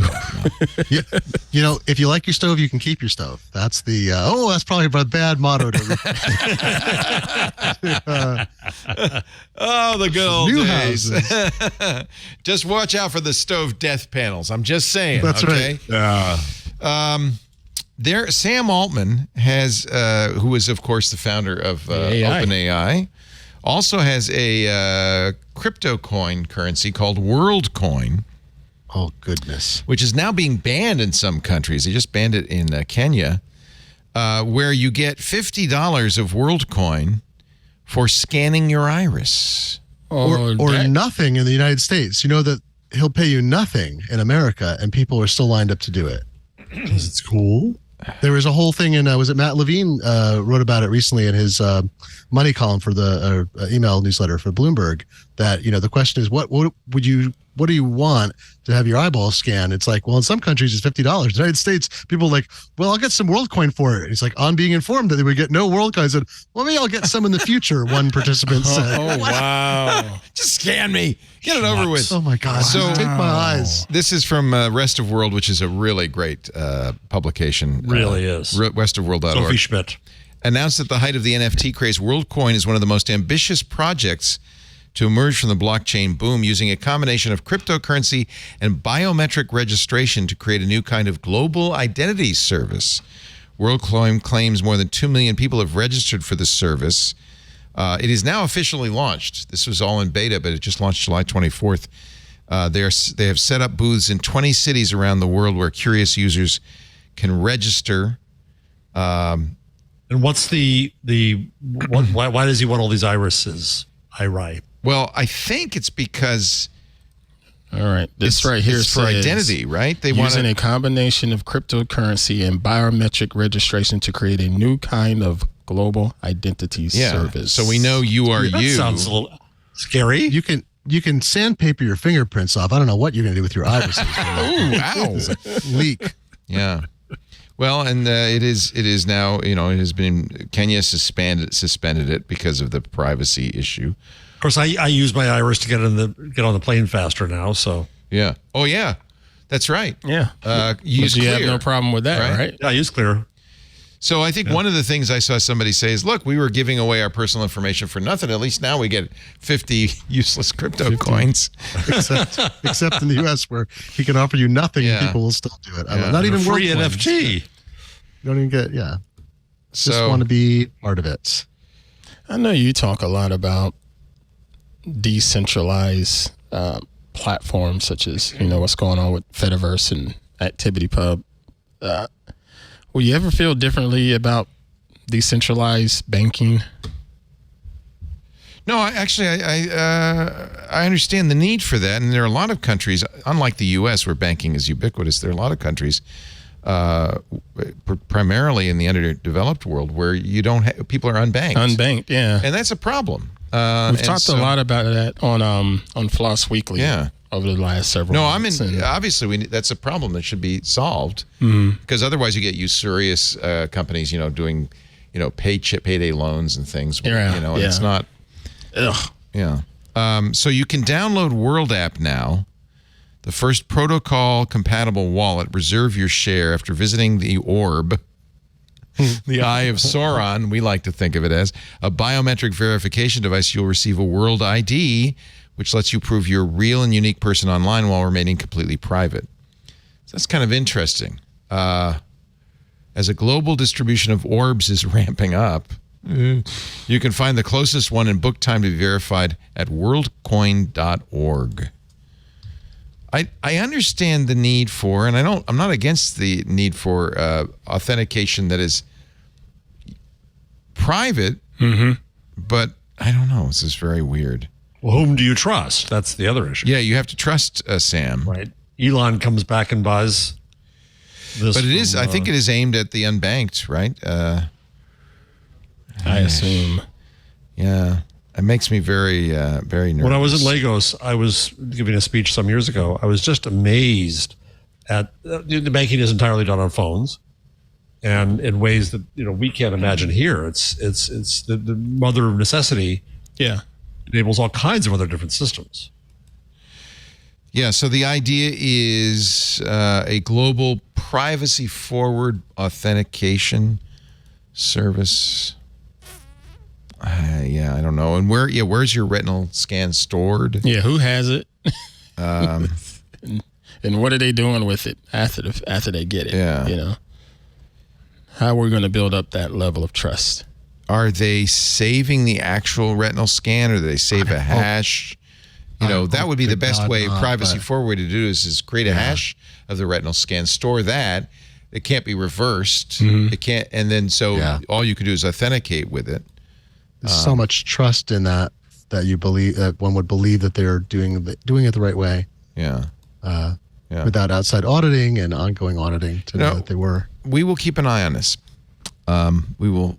Oh, yeah, you I got love your the eye on idea the that- orb, are you? That was too easy.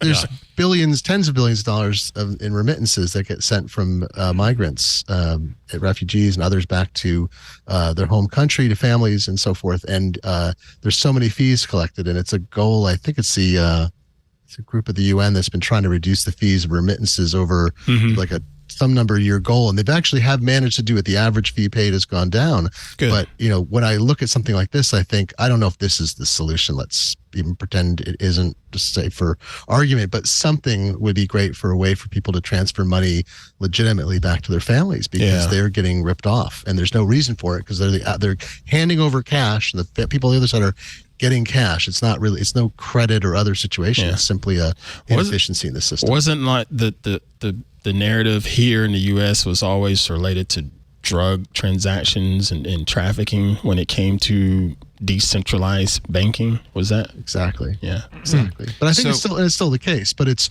that's the decentralized banking doesn't mean a total lack of accountability.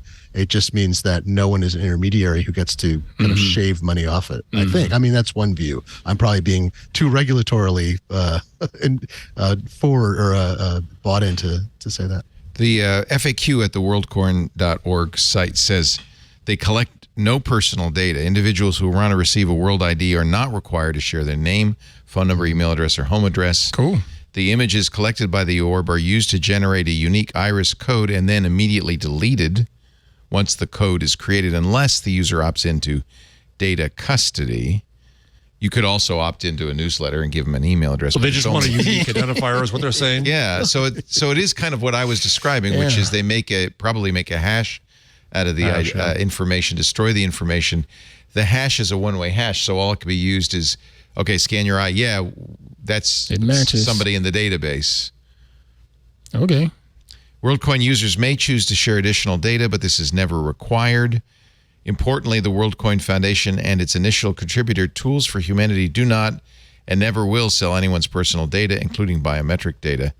So these are all promises. They're not legally binding in any way, and I'm sure that's what Kenya would like to know. But there is, they're saying the right things. I'm not sure how it would be used at that point. Yeah, that's what I want to know, the next step.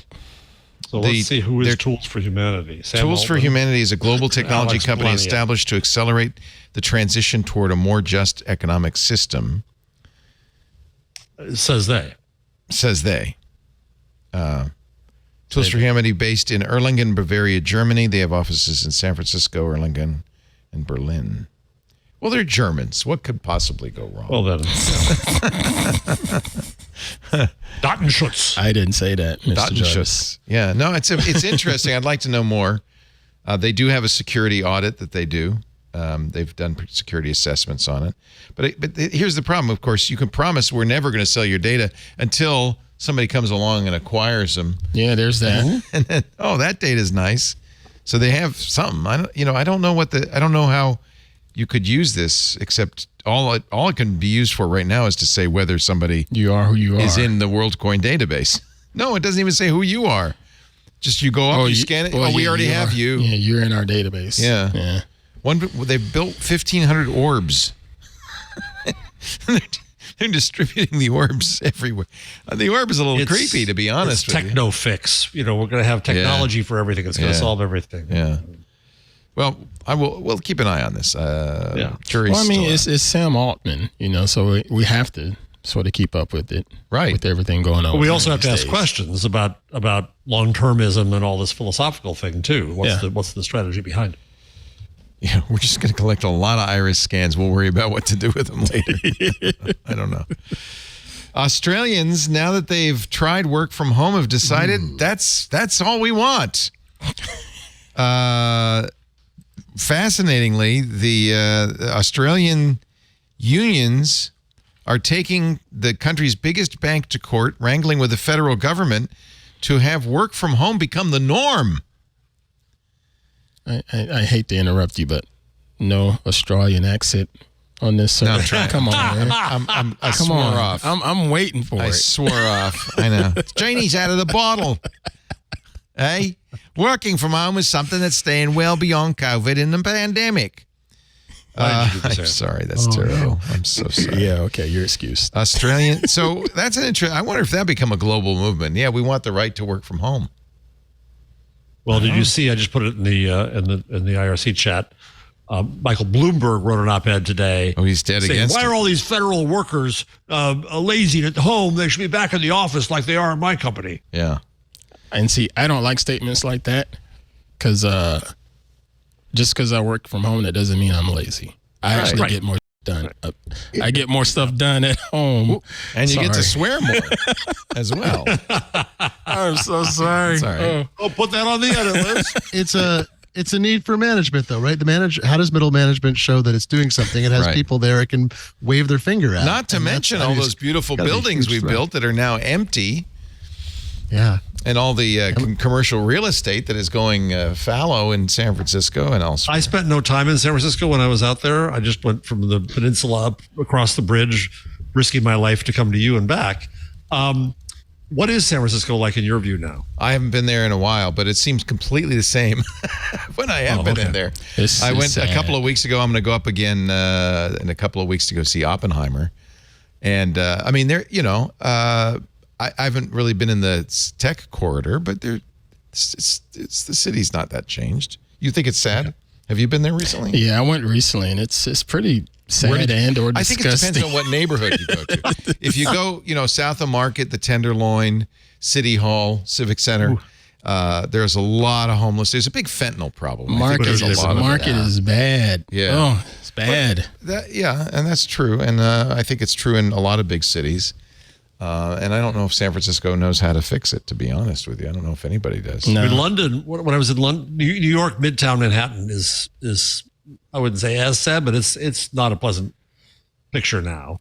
London was much more vibrant to me because it was all mixed use. I guess Canary Wharf is sad because that's just offices. Yeah. But where the city is mixed with homes and offices, that's the case in San Francisco as well. Just come back from L.A. to Queen Pruitt down there because she hadn't been to L.A. yet. As part of my paying my dues prior to football season.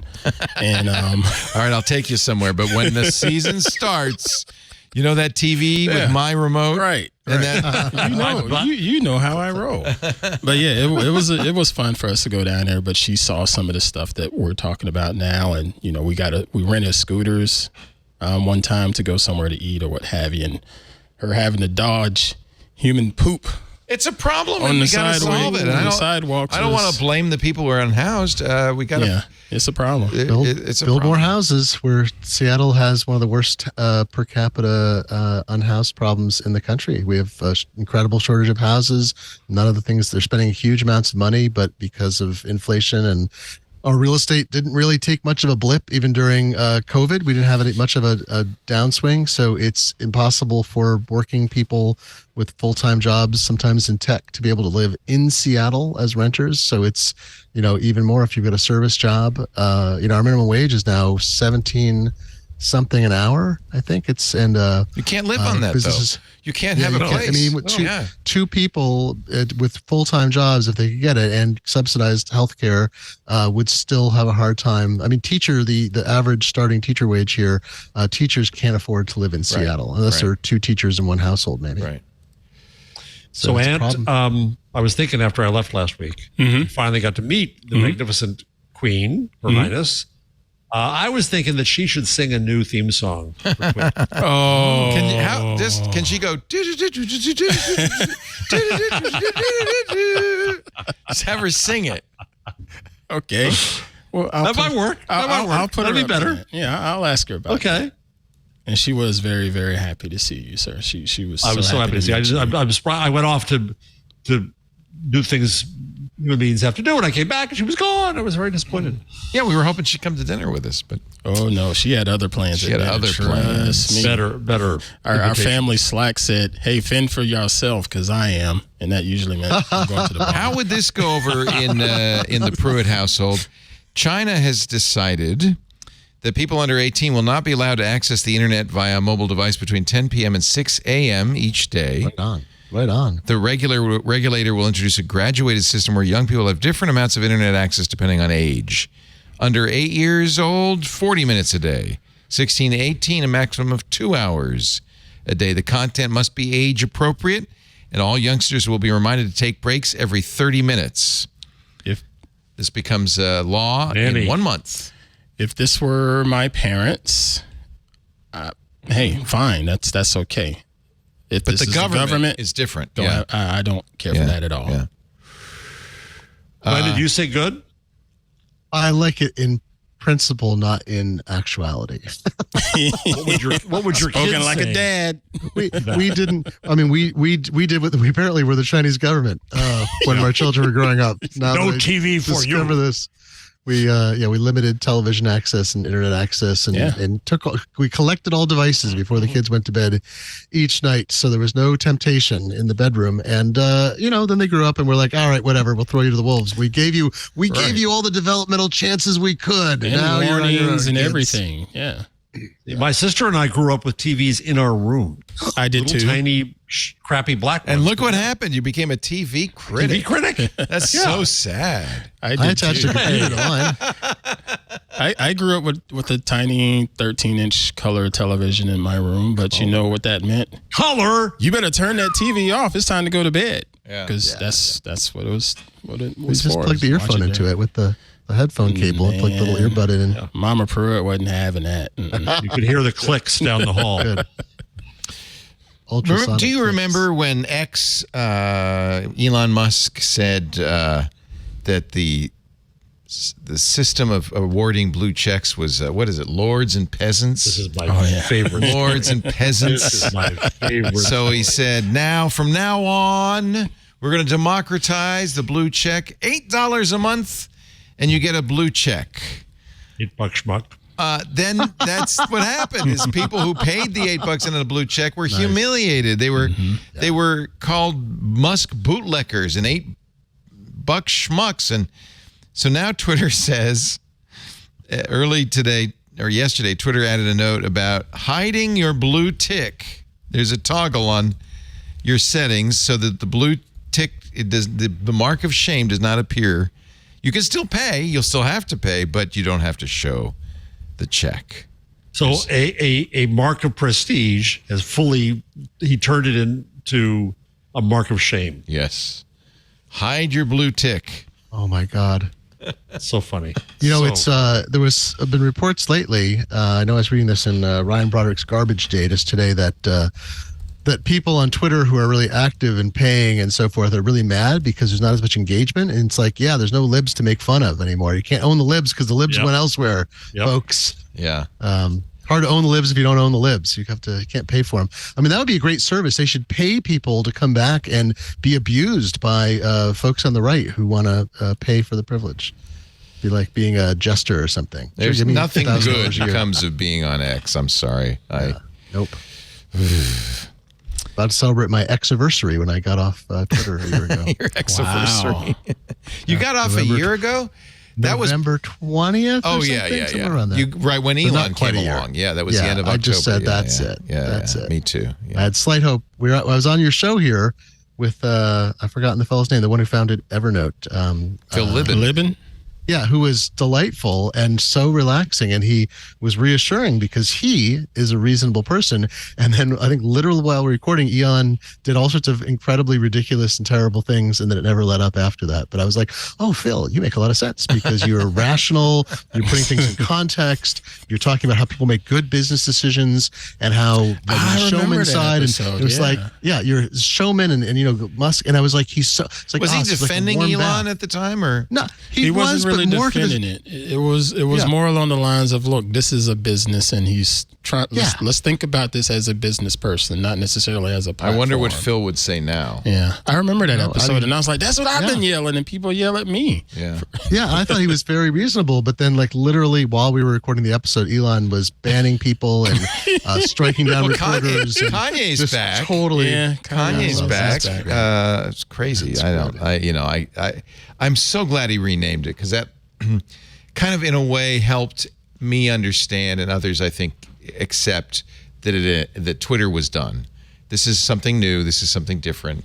Participate or not, but it's not Twitter anymore. And he said that from day one, though. Is my understanding. Yeah, well, that's for sure. Yeah, but it's not done. It's still not done for some people who it matters for.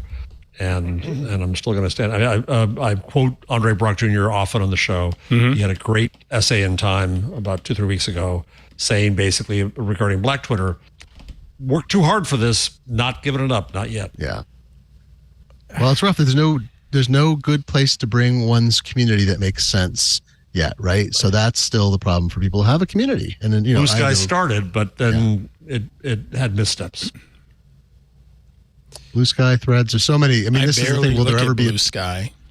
I have enjoyed Threads. I have enjoyed Threads more, especially Threads with was much like the old Twitter. Yeah, with the following tab in there now, that it's that shows that it's my curation of content to consume. It's been quite nice to see stuff and interact with people in there. I actually set up my account on Blue Sky and I check in there from time to time. It just feels like an empty bar. Yeah, they're scaling very slowly, and it's possible to be something, but I don't know that it's distinct enough from Mastodon. I think Mastodon's been great for my personal mental health and business and chumminess needs. It's been really good, but I know it's just really. Yeah, it's a good group. I mean, we met, I think Jeff may have mentioned we were in Haverhill. A number of Twit members of the Twit Club folks were there. Several people identify themselves as Twit listeners, and a few were paying members. Yep. It's very nice. Yeah.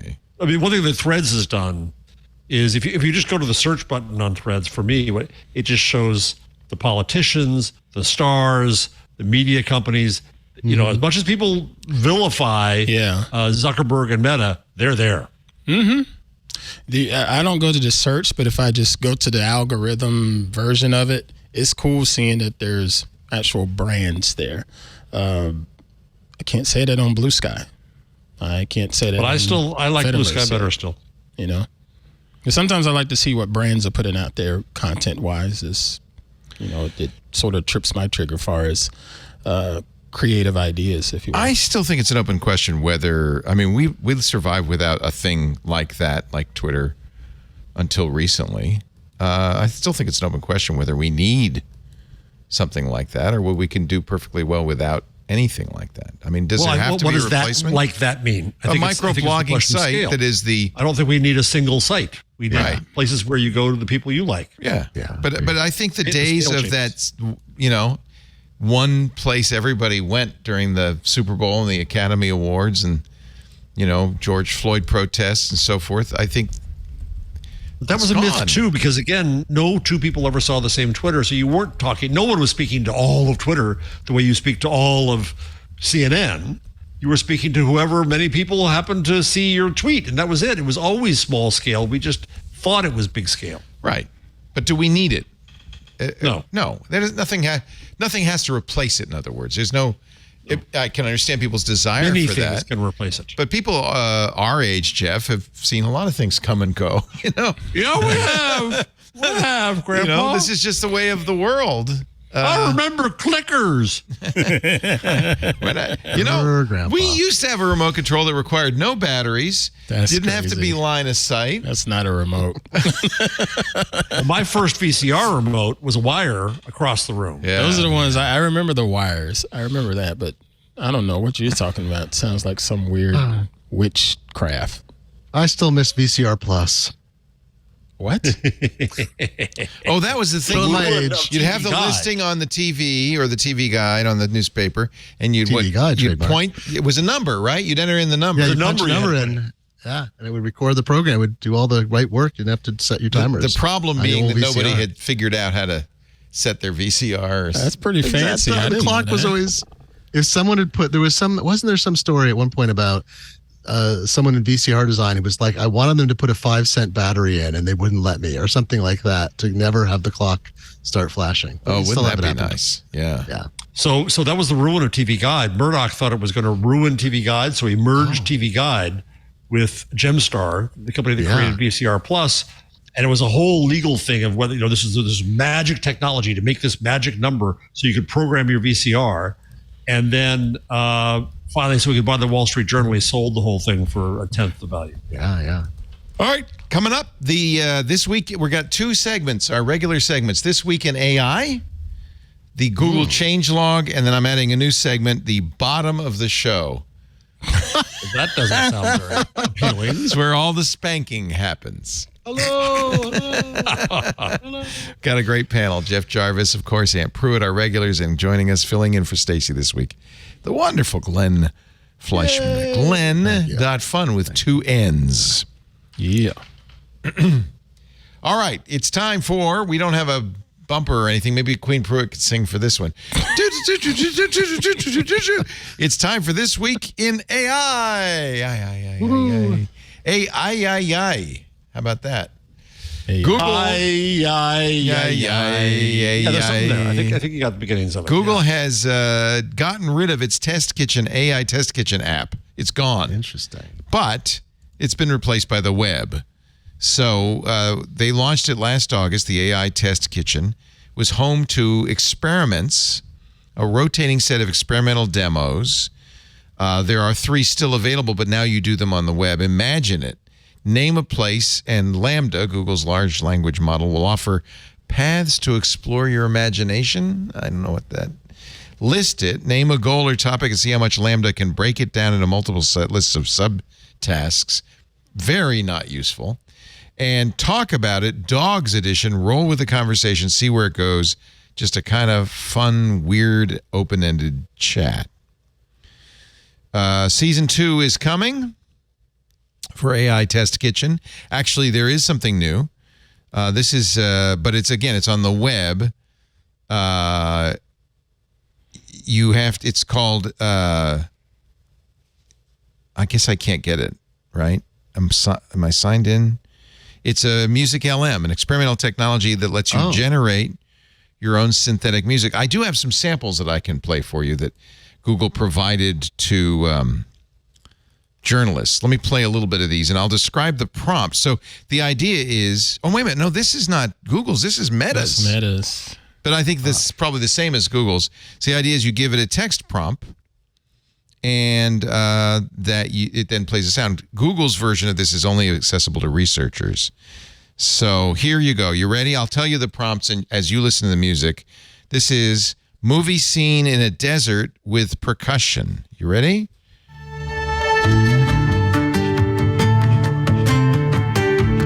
That's our new AI theme. This is electronic Jamaican reggae DJ set. First one is a yes, second one is a no. 80s electronic with drum beats.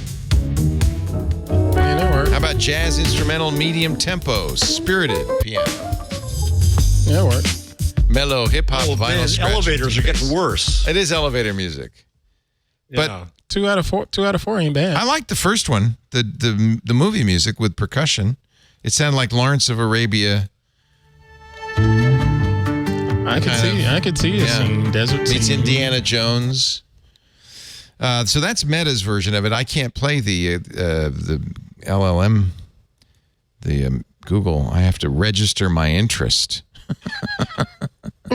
We're opening it up to a small group of testers. No longer an app.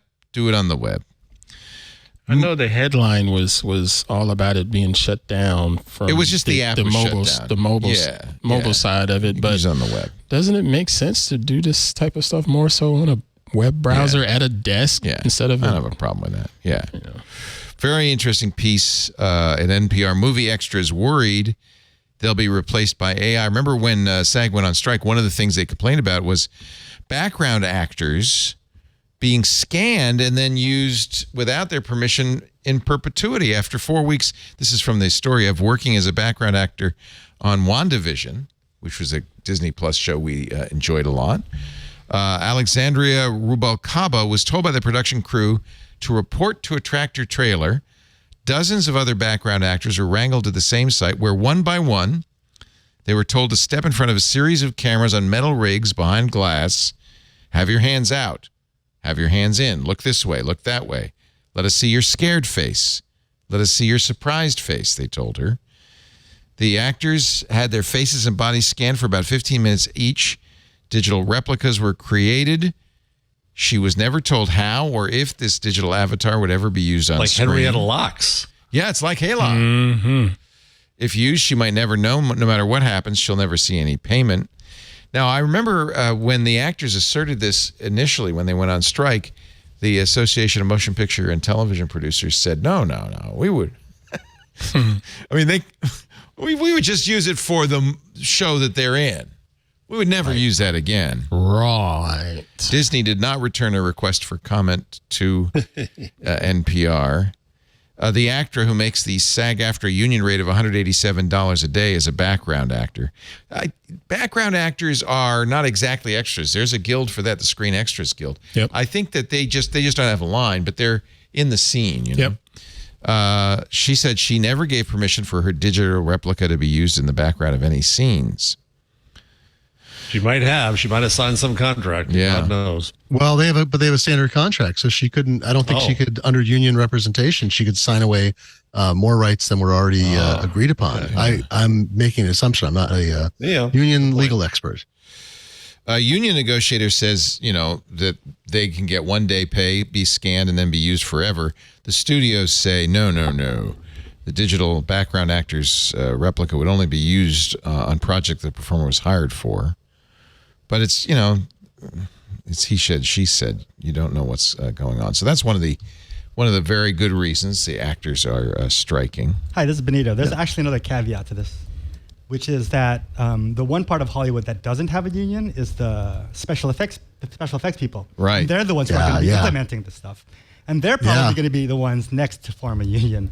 They should. And then what's Hollywood going to do? Yeah, they should. I know some special effects artists, and it's they have the shortest end of a stick of $1 trillion stick. It is the worst. Yeah. A lot of them love their job. They're incredibly creative. They do such good work. They're your credits. I always stay to the end of the film to watch occasionally somebody I know's name swipe up in the credits at super fast. Well, not super fast. The films have a moderate speed, but boy, they have no. I don't know how they got themselves in this position, because I think there was all that Pixar and others were engaged in the reported anti-poaching and salary fixing stuff that went on that Catmull and others were allegedly responsible for pulling together years ago. But anyway, they're the ones who get the stick, and they're going to have to do all the short end of the stick, and they're going to be doing all this work, and terrible circumstances, and no great negotiating position despite their expertise. Writers Guild's been on strike for 3 months. Maybe the association, the Alliance of Motion Picture and Television Producers, has blinked. They have requested a meeting with WGA for Friday. First meeting since the strike began. WGA Chief Negotiator Ellen Stutzman has agreed to meet with AMPTP President Carol Lombardini this Friday. It was a request from the producers to discuss next steps. So maybe some movement. We shall see. I will point out that while I'm not a movie extra or background actor, IDG just launched, or what they're called now, Foundry, an AI tool on Macworld, where I've been contributing as a freelancer for many years. And it's not going to replace me, but it's certainly using work I did for them that I did as work for hire, and was well compensated. I feel actually perfectly fairly compensated for my work. It was work for hire. But here's the thing: the work I do for them is very perishable because it's answers to questions. I mostly write the Mac 911 column. So that's and they good. launched this last week. They've trained a very specific AI from from one of the major players against a corpus of their of columns written about answers, and I'm actually very intrigued. I don't feel abused because I was paid and I could use my content and have in all kinds of ways. And I would love it if someone could type in a thing like, what monitor can I use for this? And it was like, here's the answer and here's the column it came from. So that is cool. It's one of the first times I've seen something go like, well, I don't know what the answers will be like. That's, a matter for other people to figure it out. But I like the idea that it's not trying to invent stuff. It's just pulling it from a corpus of highly focused information. But I got to keep writing new stuff for them, right? Because every day there's a new operating system update. So, Glenn, I last week I gave a report on having seen Network LM, previously known as Project Tailwind at Google. Notebook LM. And Notebook LM. Oh, yeah, okay. Notebook LM, sorry. Which Stephen Johnson and company are working on. And by the way, I heard from Stephen that I didn't mess it up on the show. In fact, he said the whole team was listening. Yeah. Ooh. Yeah. So that's good. I guess. But it's exactly that, Glenn. It's and as Stephen Johnson was saying to me, it's a new business opportunity for companies. Imagine being able to have a dialogue with the archives of the New York Times or the Atlantic or whatever publication or Wikipedia or anything, and ask questions and have it come back, because you know the corpus is working with is not every stupid thing on earth, but is this finite thing with I remember borders around. going to the archives and getting a microfiche machine, and they'd bring reels of microfiche, which is scanned in images in the newspaper, and you turn the crank and you're looking for a story. Imagine being able to query it. And you know what, Leo? It was dark mode too. It was dark mode. That's why I learned about dark mode. But you'd query it. And since you're the youngin here, do you know what a newspaper library was called? I have used this microfiche machine before. It was the morgue. Do you know what it was called? The morgue. The morgue. No, I didn't know it. I didn't know that. That I didn't know. No, it's where all the dead bodies are buried. Yeah.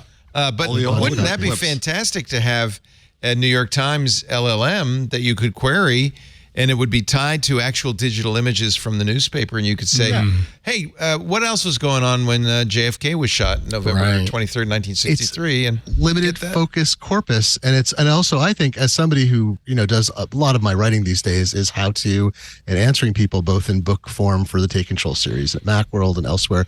And I love to know what people are asking. And so there will be a huge, I don't know how this will filter back to me at all, but I would love to believe that they'll get all of these questions coming in, understand better what people are asking, and potentially, if it's successful or efforts like this are successful, that's an opportunity for me and other writers to be writing more focused material that would actually answer readers' needs better. It would be a positive loop, because the AI part would be used to help direct people. And it provides, this is the best thing to me, is when you ask it the question, it provides links to articles at Macworld. It doesn't just say, here's an answer, go figure it out. And so it's actually relying on the expertise of humans, but leveraging that natural language querying. I mean, that's one of the best. It was kind of the model of About.com and before at the mining company. Yeah. Where you, through the Google query of the link that came to you, you saw the question that someone asked in search. That's gone now. Back when there was no privacy. See that question, that told About.com, oops, people are asking this question. We better write some stuff up about that topic. So when they ask the next time, we're the ones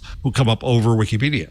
So I don't mean to have a positive AI story, but I'm very intrigued by it. It didn't make me go or I said, well, this is fine. They've licensed my words. They paid me for it, and they're trying something new with it that actually emphasizes my words as an answer, which I don't know. I think that's great for now. It's so interesting. We are really I've revised a little bit my notions of AI, which initially I thought, really, this is just a parlor trick. We're going to tire of it very quickly. By the way, notice how often you go to ChatGPT and ask questions or use Bing Chat. I have a Bing Chat button now on Windows. Big deal. I'm never going to use it. So I think some of the novelty is worn off. But there are some real significant uses, some good, some bad. I think now is when we get into the real nitty gritty of it. And I've changed my tune. I think there are. Leo, I was thinking about this tune of yours. I'm going to sing contrapuntal harmony. That I think that generative AI, for many purposes, is parlor trick is done. But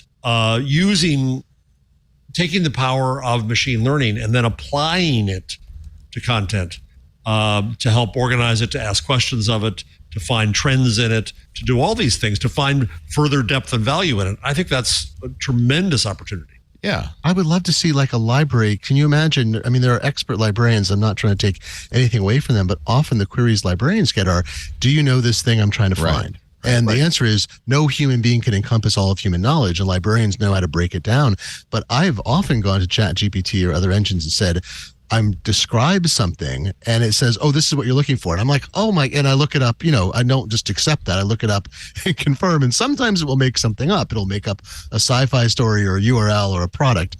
But most of the time, if I describe something accurately, I get an answer, and I don't know what human being I might have been able to answer. I'll ask on Mastodon, people don't have an answer. I'll ask ChatGPT, and it gets me very close to what I need to know. And that part is exciting, and I wish people didn't feel like they had to say, well, that's going to replace all expertise everywhere forever. Yeah, I think that's what we're learning, is there are niches where an appropriate use of AI, you just described that scenario could apply also to physicians who are expected to know every disease possible and all the diagnostic criteria for that disease. Well, an AI could do that better, and then a physician could focus on, figuring out what treatments, how to handle a patient, and things like that. More research. Softer skills, but let the AI say, well, given this this set of symptoms, I think these are the three possibilities. But let them come in and confirm, say, yeah, that's the humans are. We're not going to get rid of humans in this process. Right. I don't think. Yeah. Well, if we're There's not a story I careful, put in the rundown that it's and we know this. It's proving very good at radiology.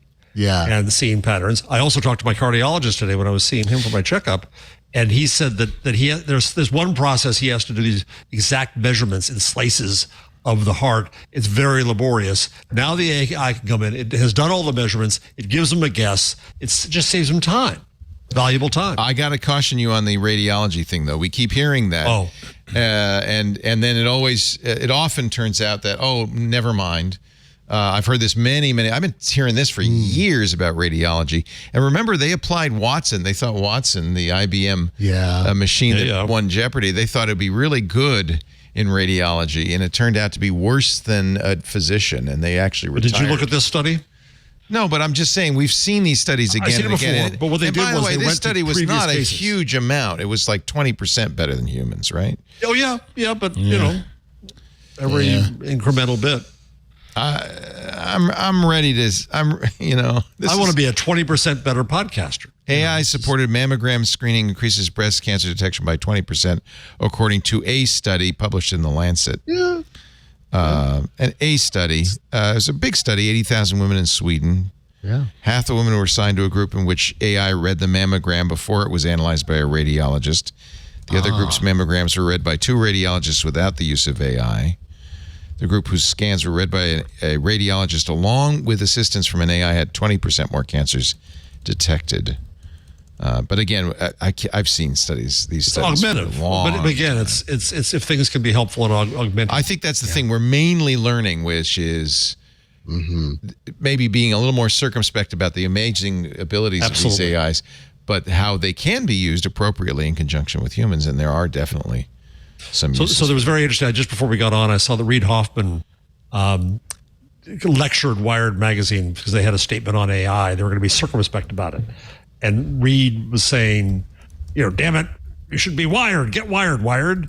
And then the editor of Gideon Litchfield came back and answered Reid. And it was the word they were arguing about was just that, circumspect. How circumspect should we be about AI?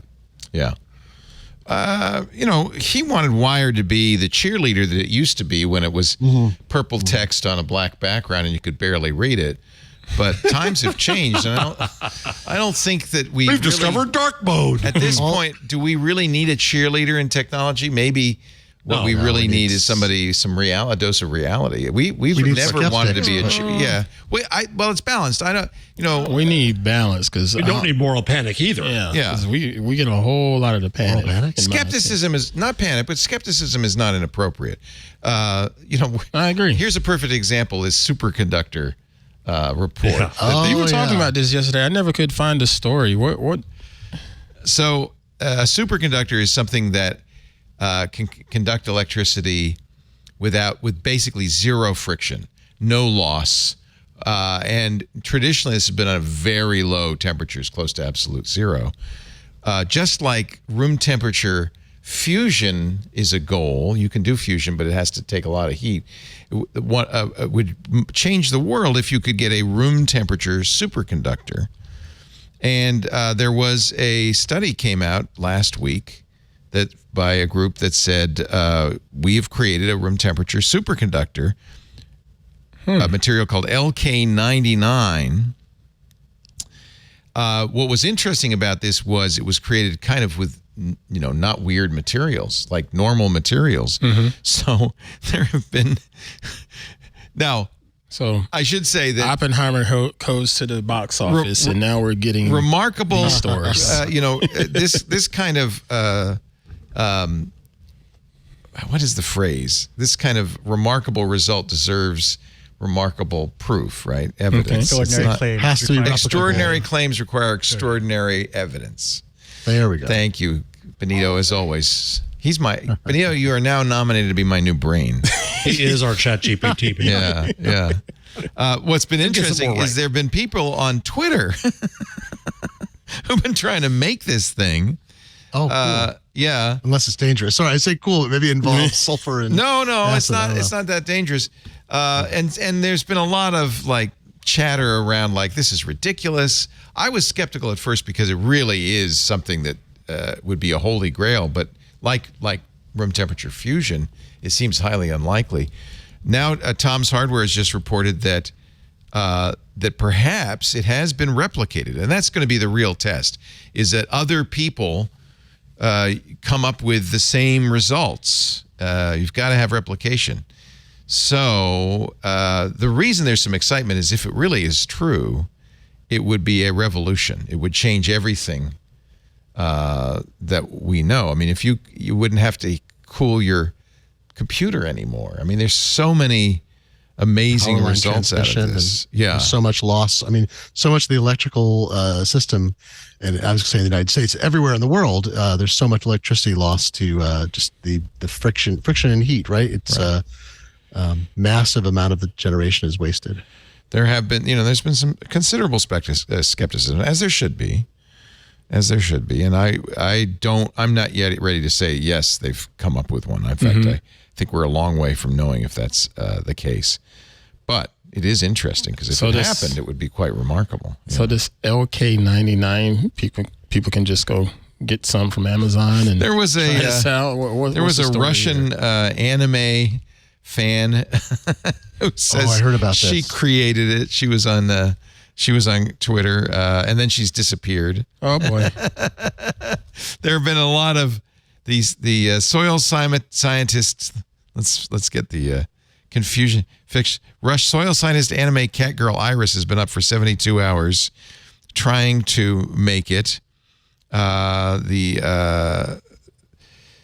mean, it goes on and on. It's been a big thing on X, which is interesting, and that actually, in my mind, makes it more suspect, frankly. Yeah. But we'll watch with interest, and I just bring it up because it's another one of those things where skepticism is appropriate. I think that's the phrase: is extraordinary results require extraordinary evidence, and this would be extraordinary. So it would change everything. You'd have maglev trains, and it's one of those things that could completely change the world as we know it. If it's easy and cheap to make. Speaking of AI, here's something AI does very well. Johnny Cash. Hello, I'm not Johnny Cash. Oh dear, I ruined it. This is a AI Johnny Cash. I'm a Barbie girl in a Barbie world. Life in plastic, it's fantastic. You can The voice model was trained by the real Mockingbird, and the singing is by I Ruined It, which is a YouTube channel. It's pretty impressive. I followed him on Instagram. It's so funny. He's hysterical. Or she. Is it he? Not sure. Yeah. Never ends. Up in my hands, up playing my song. The butterflies fly away. And I love the Folsom Prisoners who are really digging. It's a party in the U.S.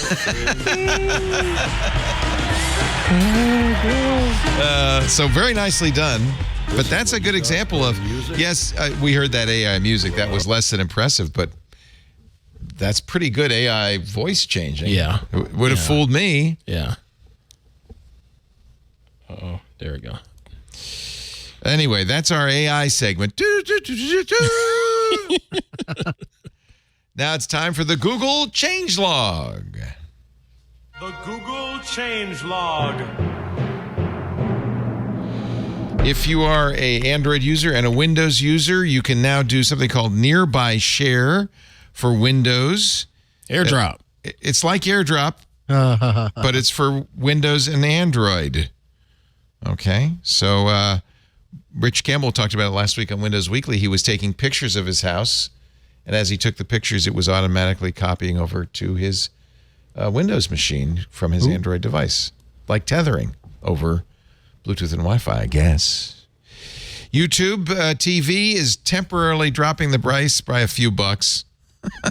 Oh, really? Oh. Just for new users. if you want to try it, $65 a month instead of the $73 a month you and I are paying.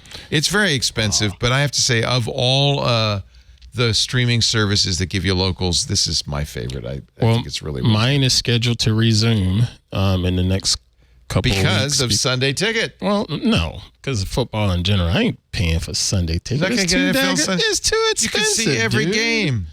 That's way too expensive. All right. It's $250 for the season. It's not You have enough. to be a big fan. Yeah. No. I got it because, jeez. you got it because you're testing it out for TWiG and you want to be able to report back. No, I got it because while we can see every 49ers game because we're local, there is a member of the family who's a Green Bay Packers fan. And he is awesome. He's very much a fan. You should see his man cave. Come over and see it. He is awesome. Anyway, Michael wants to see the Packers games, and that's how you see out-of-market games, right? Every out-of-market game. We are going to Green Bay in September. Oh, I'm so jealous. I'm so jealous. Going to go see a Thursday night game between the Packers and the Lions. Oh, that's a divisional game. It's a divisional game. It's a traditional rivalry. Oh, I'm so jealous. And, we're doing the tour, all of this stuff. Sorry, everyone that has no idea what we're talking about. Yeah. This is pretty big. Sport ball. It's sport ball. Chrome OS. You like the Chrome OS, Mr. Jeff Jarvis? I do indeed. Split the browser from the operating system later this month. What does that mean? The codename Lacros, which I think is related to the Greek word for tears. But anyway, it's an effort is an effort by Google, which would separate updates to the Chrome browser from the underlying operating system. And this is why it's good. Right now on Chrome OS, to get an update to the browser, you have to update the whole operating system. Yeah. Oh. Now you'll be able to just update the browser as we all do on other platforms. Now it'll really be a Linux machine, huh? Well, what's really good about it is once you get end of life on Chrome OS, you could still get an updated browser. Yeah. So it actually keeps those older Chromebooks working. According to About Chromebooks, Google appears to be implementing Lacros for stable users with the 116 release. Google has not confirmed. Oh, this would be good for the school systems that were in the news recently because of all of these old Chromebooks. If the browser still works. Right. So there you go. That's good news. Chrome has got a bunch of new features. I'll give you a rundown of all of them. This is in the latest version of Chrome, which is 119? I can't remember. You're going to now 4 new Chrome mobile features. This is on your mobile device. It will give you, when you're on an eligible site on Chrome on iOS or Android, click the Chrome address bar. You'll see relevant search suggestions based on the site that you're on. It's kind of cool. So when you click the address bar, you'll see a section labeled related to this page with suggestions for other searches like here. You'll also be able to see what's trending. Just click in the, just open a new tab, tap the address bar, scroll down to see what's trending right there in the autocomplete. Drop it down. Related searches in touch to search. You can find related searches using touch to search. Say you're reading an article, you come across a topic you want to learn more about. Touch to search. So like double click the word. As you see, they're looking at Lisbon here, and you'll get down below a knowledge graph with all of the other things you can do with. These are all neat, but it's a real UI problem is that you just don't know they exist. Right. Who knows? If you touch a word, right, it's going to pop up wonderful things. Right. Well, I guess that's why Google has put out a blog post, but yeah, it's hard to find stuff like this. It is. Yeah. They should license that Madonna song. What is it? I touch my word. I touch myself. Raise your hand if you read the Google blog regularly. Let's see. Download bar being removed from Google Chrome as well. There's a new tray UI. There you go. The tray UI. For a long time, it would appear at the. I don't remember that. I don't use Chrome, so you're gonna have to tell me. But apparently, at the bar at the bottom. No, I don't like Chrome. I use Firefox. I'm a real man. It's good Stacy's not here to punch me. You would get this downloads in the, I guess, in a bar at the bottom of Chrome. This is how everybody else does it. That's what I see in Brave, so I thought that's what was happening in Chrome. That's what I see in Firefox too, but I guess it's now. Oh, you're just used to be so down cool. here. These little tabs. I remember that. Yeah, that's icky. I I didn't like that. That's icky. So Google says that's no longer modern, interactive, or consistent with the look and feel of other browser UIs or the browser ecosystem at large. So Cool. bye-bye. Remember when they'd sue each other over this kind of stuff? Yeah, you copied my download tray. Right. Do you use SGE yet? I haven't been able to get into the SGE beta, I think. This is What's the new SGE? Google's new AI-powered search generative experiment. Oh, that. No. They announced it at Google I/O. It's in Google Labs. Now, when you do a search query, you will also get images and videos. So so TechCrunch says if you're looking for tiniest birds of prey, which I search for all the time, or how to remove marble stains, you will see pictures of birds or videos related to stain removal directly in the generative search. Amazing. By the way, you'll be amused that when I was at Google looking at Notebook LM, they said, we'll get you in now. And I said, I have a workplace address. Oh, no. I got to scream about it at Google. The same old story, huh? They know. They know. And this is really good news. Google and Apple have gotten together because there's an issue with AirTags and other Bluetooth trackers being used to harass and stalk and track people without their knowledge. For a while, if you had an AirTag, you put it in somebody's purse, let's say at a bar, and they didn't have an Apple phone but had an Android phone, there'd be no easy way for them to know they were being tracked.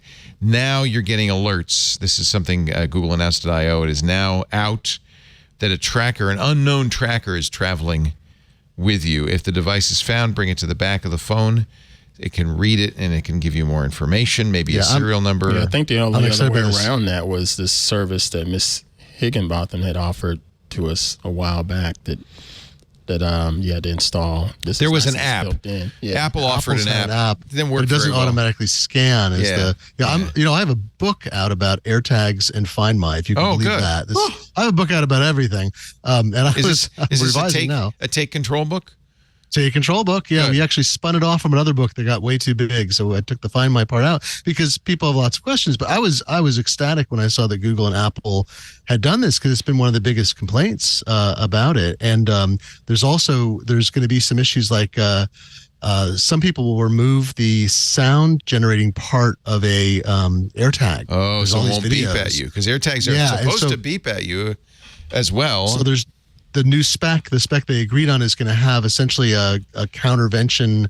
Not countervention. What's the right word? A counter protective measure if it doesn't produce sound, which you wouldn't know. There'll be other signals. So, which is, will it go? I think it'll also ping the device now. Help me! Yeah, it'll ping the device to actually have the device do something instead of just making the sound. So, what can it do if you took the sound out? The speaker. Well, it'll start vibrating. So it'll put a different alert up on the phone. Where now it doesn't alert you on the phone. It just makes the sound if it's moved after 8 to 24 hours. This unknown tracker alert is really the key to this. It's great. Yeah, and it should be built. This is good. Everybody will be on the same page for tracking. I've heard from people around the world, listeners, who say, yes, I've got it now. So presumably that will come to your Android device very soon.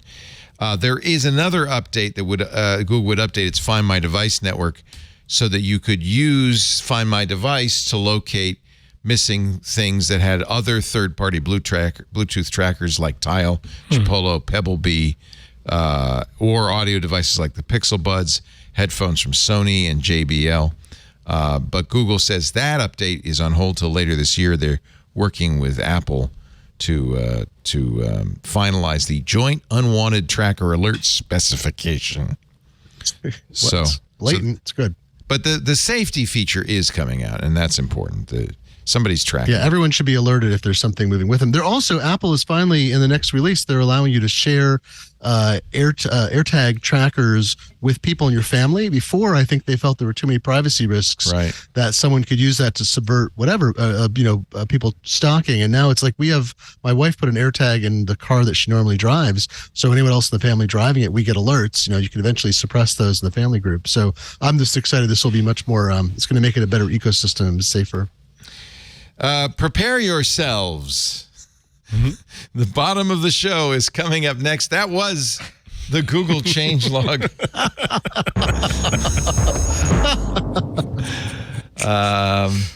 All right. Listeners are amazing. Yes. That's Joe. I tell you. It's all Joe. Welcome to the bottom of the show. Joe is on top of things. It's a new segment I'm trying out where we put the really stupid stuff. Wait. I want to see the paddle again. He managed to create the paddle in that? Yeah, there's a TWiG paddle. Dude. Isn't that great? There is? That's really good. No, he made it up. There He made should it up, be. that's what I'm saying, yeah. I'm going to send Holes that in it off so it to hurts the more. printers and get that made Yeah, up. we can get that done. Yeah. Yeah, the S&M It's Twit. great merch. Great merch. I like the holes in it because that improves the aerodynamicity. Of course. So I can So really is get a it going. course. Yeah. Do a cricket bat version of it too. Yeah, exactly. No, My teacher in second grade had a paddle with holes in it. Oh, to you're kidding. Slap the kids. Oh, that's no. terrible. Boo. So I know that at least Benito is big into Magic the Gathering, right? No, that's Mr. John I was Ashley. once a semi-pro once You were once a really? semi-pro. in the 90s. Oh. Wait a minute, what does that mean? You go around from town to town, you have serious? Magic will travel? No, it's playing tournaments, but being sponsored by like a store or something. Wow. Semi-pro. Mr. Benito. So Magic, if you Goodness. don't know, is a card game. You buy the cards. They're foils. There's all sorts of fancy ones. You build your deck, and then you play the game. And it's actually pretty fun. They're the folks who make it, the Wizards of the Coast, right? Is that the name of it? Wizards of the Coast? Yep. Owned by Made- Hasbro. Here in the greater Seattle area. In the greater Seattle area, made a one-of-a-kind Magic card, the Ring of Sauron, part of the Lord of the Rings Magic the Gathering set. But there was only one. The hyper rare card was found last June. The owner has now sold it to Post Malone, who apparently, I had no idea. Wild. Post Malone, the music superstar with the face tattoos, you know, apparently a big Magic no idea fan. who Post Malone is. No idea. You don't know? Very famous. Well, he's actually, he actually sounds better than he looks. Which It isn't sounds hard. kind of sweet. The whole He's got this whole sweet article is sound. kind of like, yeah, and he likes talking shop with the fans about Yeah. Wizards Wizards of the Magic Coast and He Magic. does a lot It's of kind of content cool. with It's Wizards of the Coast, and he's great. Like he's actually seems Oh, like that's a neat. really nice guy. Did he get the tats in Wild. prison and now he's reformed and he's better, or I don't know his backstory, but he seems to. Well, he went to Harvard, I'm sure, and yeah? pardon me, Yale. I was going to say, if Oh he's more yeah, like, man. oh no. Oh no. In any event, no, we don't know no. how much he paid for this card, but it is 2 million, thought about 2 million. he paid $2 value million. over, right? We don't know if he. $2 million. I got a question about this. Okay, so does he actually pull this card out in gameplay, Mr. Benito? Well, that's a good question. You can. Like- You can. I mean, okay. It's So, a- But does that so diminish the deal with- value? Would you instantly the deal with the win? card- wait. The deal with the card is that it is a one of one in the art, is the print. Okay. So it's got a serial number one of one. But you can get that same card mechanically in other packs. Like it's not the only one that does the thing that it does. Okay. I see. So the Okay. functionality is not unique, Yeah. just the card. Just the Okay. card, just the art. Here is a picture of Post Malone buying or, I don't know, stealing the card from.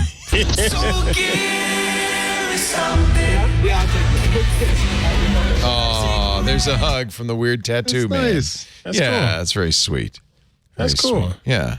Post Malone now owns the Eye of Sauron. So he basically there was a time in bought- the. Oh, sorry. No, I was saying he basically bought the Jose Canseco rookie card. That's kind of like that. Okay. Yeah. Yeah.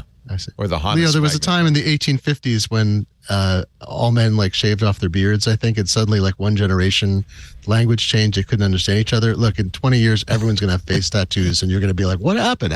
When did this happen? Everybody's got face tattoos except me. the post Malone era. There is, you can definitely date sculptures of Roman emperors by whether they have a beard. All of a sudden, at one point, they all grew beards. Caesar didn't have a beard. Augustus didn't have a beard. Caligula didn't have a beard. Claudius didn't have. But at one point, I think it was around 200 AD, they just all had beards. So maybe they'll judge our civilization by the face tattoos. For that, I'm going to get a little blue tear right here.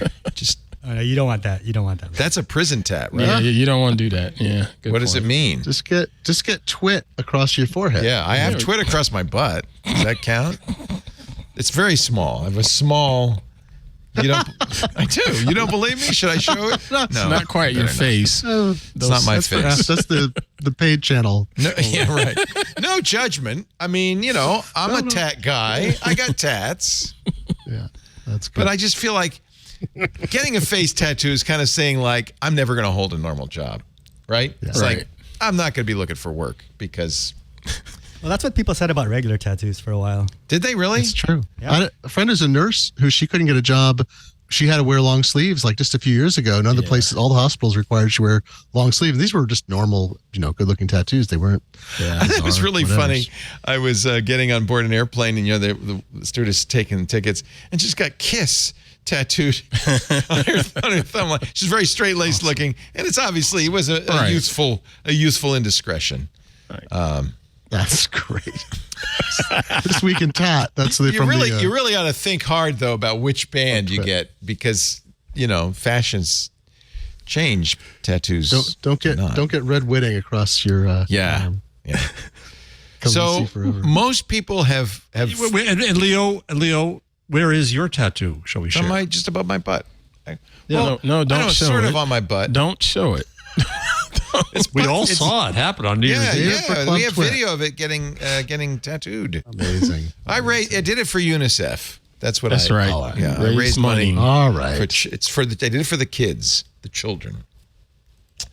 Most people have soured on the idea of having Elon Musk come dig a big hole underneath your town. Not Vegas. Or put a big X over it. The Boring Company, Elon took that X down, by the way, from the Twitter building. Well, the Boring Company has done a deal with Las Vegas to dig 68 more miles of the hole. So, there is an active boring tunnel in Vegas right now. It takes you to Las Vegas Convention Center from, I can't remember which hotel. We stayed at the hotel. I think it's out, it's one of the new hotels. Can't remember which one. Anyway, you can go down and for $1.50. The original idea was, going to be a pressurized vacuum, and you'd be in this bullet that would go at supersonic speeds. And he was trying to sell it to New York to Washington in 29 minutes. Yeah, I remember that. Yeah. That's not how this works. You get in a Model Y with a driver, 3 people in the car, and you go about 45 miles an hour over a bumpy road. And a tunnel where there's no exits should one of these lithium-ion batteries go on fire. That was my problem. When I was in Paris recently, my kids said, let's go do the catacombs. I'm like, I want to do that once in my life.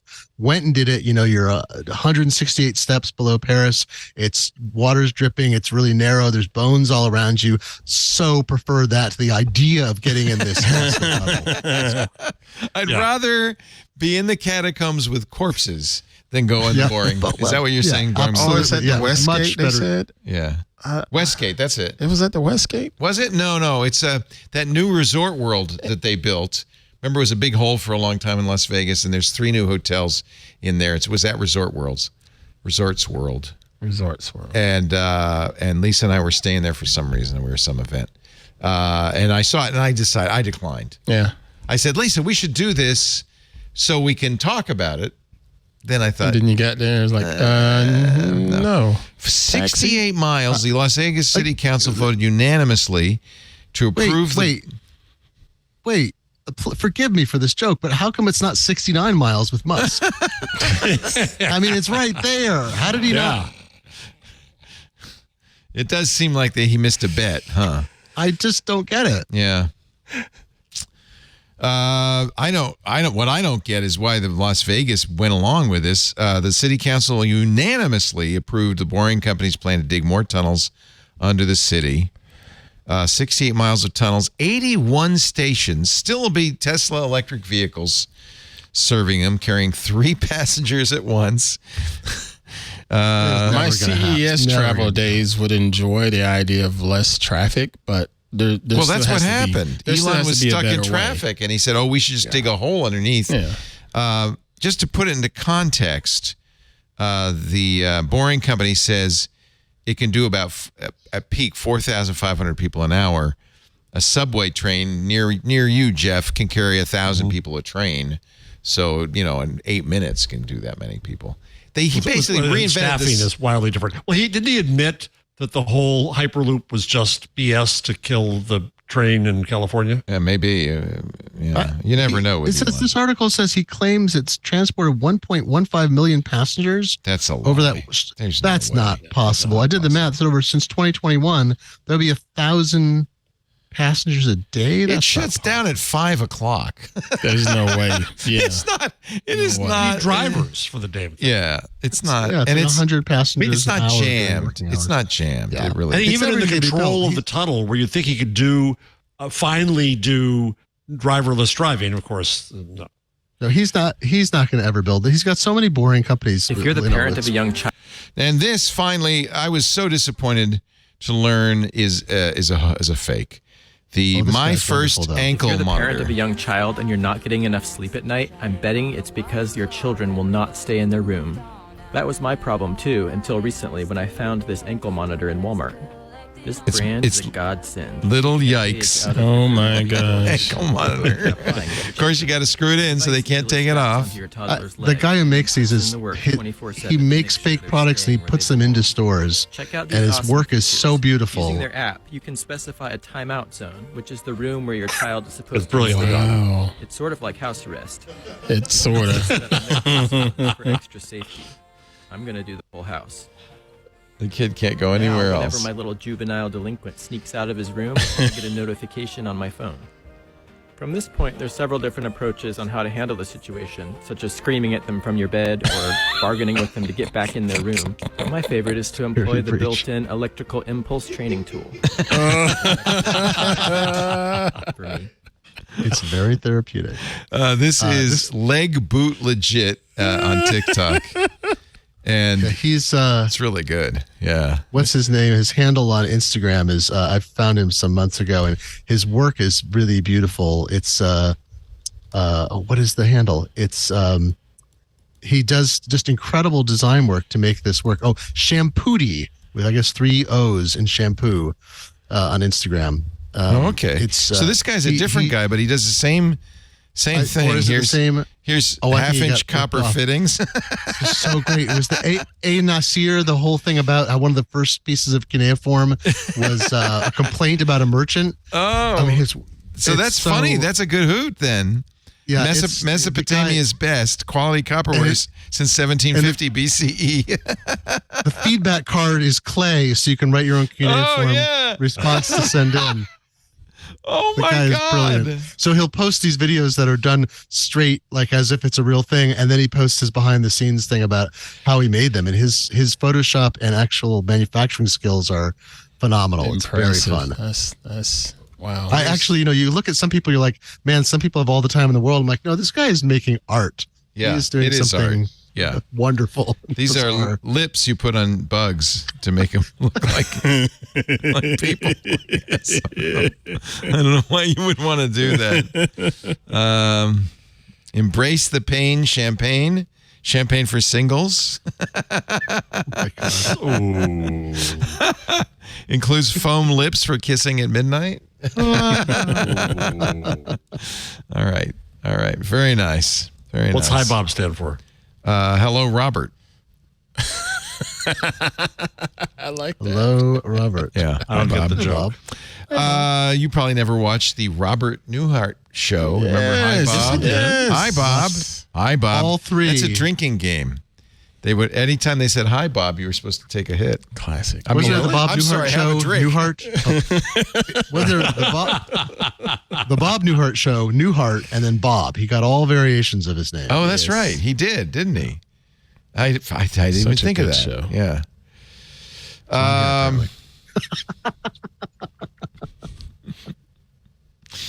Here's one that's appropriate for Google.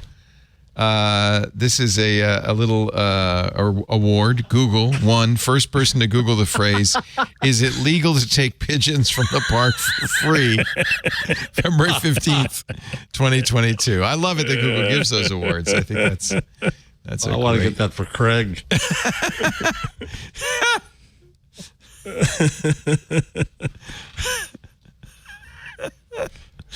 Oh gosh, some people are just too funny. Yeah. Too good. He's got 7 of them. Here's another one. First person to Google the phrase fun or profitable things to do with 237 pigeons. Mr. Newmark. And then here's another one. Can you make Kopi Luwak from other animals like pigeons? Number of coffee beans a pigeon can eat in 24 hours. Oh, boy, that's scary. How to stop hyperactivity and excessive pooping in caffeinated pigeons. And finally, tax prep help. Does the IRS consider poop a taxable asset if people buy it? It is from pigeons, by the way. Nice work. You got to send that to Mr. Newmark. Yeah. Final one was defense lawyers specializing in pigeon law.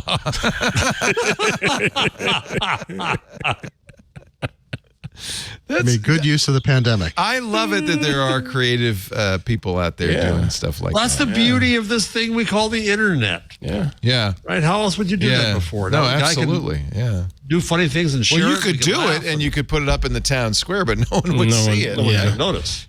Unless you're Martin Luther, in which case people go, hey, nice job. Not Martin. Martin Luther? Luther. Bobby Luther? Luther. Bob Newhart, Martin Luther. Got to get the name right. Bob Luther. Jeff, I've come to the end of all the things I wanted to talk about. Is there anything in here that I've left out? Let's see here. Most of these I felt were really worthless, but if there's something... Hey. No, I moved the good stuff up into the... Yeah, you did. You did. We mentioned a couple of them. Real quick, Amazon is going to expand its virtual health clinic. I'm going to try it. I'm curious. So it's virtual, though, right? They're not actual physicians. It's all 50 states now. Amazon bought One Medical, which was not virtual, was concierge healthcare. They've been expanding their interest in all of this. The online giant today announced consumers in 50 states and D.C. will be able to easily access licensed clinicians via video visits for more than 30 common health concerns, such as pink eye and urinary tract infections. Remember, Amazon also has a pharmacy, so they probably could prescribe. Pills would come to you from the, customers can choose to fill their medication at Amazon Pharmacy with free shipping or any other pharmacy. My wife said they're going to get their health details out of me or my dead body. Yeah, really, it feels like that, doesn't it? We'd like you to fill out this questionnaire before we can treat you. Well, it's also how HIMSS is doing it, right? All the mail stuff. There's a lot of online stuff like that, yeah. Amazon also really pushing on Whole Foods. They really want to get, apparently, into the grocery business. That was one of the stories. Wait, we're going to get diagnosed in Whole Foods? We go to the checker and say, I can't lift my arm like this? You know what? Lisa got her COVID shots at Safeway. I don't see any reason, not to. I'd like this box of Ho-Hos and a COVID shot, please. Let us do our picks of the week. And did you prepare anything for us? You don't have to, Glenn. It's not a requirement. I've got a thing. It's sort of a generic thing, though, so I don't know. It's a little... Generic's good. I'll take it. I've flown so much since last October. I hadn't flown for 3 years, and I just did 25,000 miles in the last two-week trips. Wow. And I realized, gosh, the removal of airline change fees on a lot of airlines, which I didn't even know it happened. It happened while I was asleep, apparently. So you can change your flight with no cost except or they refund you the difference, or they charge you more, whatever, but there's no change fee. Makes life so much easier when booking and doing things, coupled with the airline apps are now sort of good. Like Alaska and United, I'd flown them, and during the flight, it's like, here's how long your flight's going on. Here's what's happening. All the stuff is in the app or on a website. Here's where your plane is coming from. Yeah, if it's late and... wow, did I have so much better of an experience these last rounds of flights than I think I had for an enormous number of years. I mean, I do have, I got a Nexus, which includes TSA Pre, which Nexus is easy if you're near a border, but TSA Pre plus apps plus Wi-Fi on planes plus no fees for, changing your flight. And I'm like, this is a whole different world. I mean, they still charge you through the nose for things and the flight costs are higher, but I don't know. I felt like the whole thing was a much more pleasurable experience. Airlines used to charge $150 or $200 to change flights. During COVID, they eliminated those fees and it didn't hurt them. So they just said, all right. I think it was Delta who first said, yeah, we're never bringing them back. And then I thought it was because I had a business class ticket. I bought it with miles. Well, there always are, or often are, especially if you buy online, super low fares where you're stuck, right? Non-refundable. But if you have a normal ticket, everything except basic economy, you can, with Delta, American, United, Alaska, and Hawaiian, they've all ended the change fees. Creditable, right? If you have a higher, you can pay. I also like, I think Alaska will often say like, hey, look, for $100 more, this ticket can be fully refundable, not just as credit. Right. And with my kid was, going to look at schools, who's doing interviews and auditions at schools, colleges, and so forth. We did a bunch of and with COVID, sometimes you have to cancel the flight. So anyway, I hate to say it, but air travel, despite how crowded everything was and everything going on, I had a bunch of pleasant flights and was able to change flights, and it was all very much less stressful than I expected after so many years. I'm so glad to hear. It was funny. So I went to St. Andrews and then London and then back and then Boston and then California and then You've back. done more than me, that's for sure. And no, the thing is, I agree. Everything went off smoothly. I didn't have any problems. I changed a flight. But I still had all of the tension, all the worry. Oh, yeah, you got to let it. We were booked as a family to go to Paris in June, and as we were on light rail towards the airport, we get a notification of delays, which means we'll miss our flight. I get on the phone with Mileage Plus. A wonderful man there has rebooked us, found us 4 seats together on a flight on a different itinerary that gets us to Paris just an hour later. While we're on light rail, we get to the airport. We're like, what world are we living in which this is possible? So it was probably a computer you were talking to and didn't know it. That's right. He was so lovely, though. So perhaps so. I don't know. That's why he was nice, yes. Not all airlines eliminate change fees. The low-cost airlines, Spirit and Frontier, still will charge you change fees. And I think JetBlue still charges change fees. So don't assume.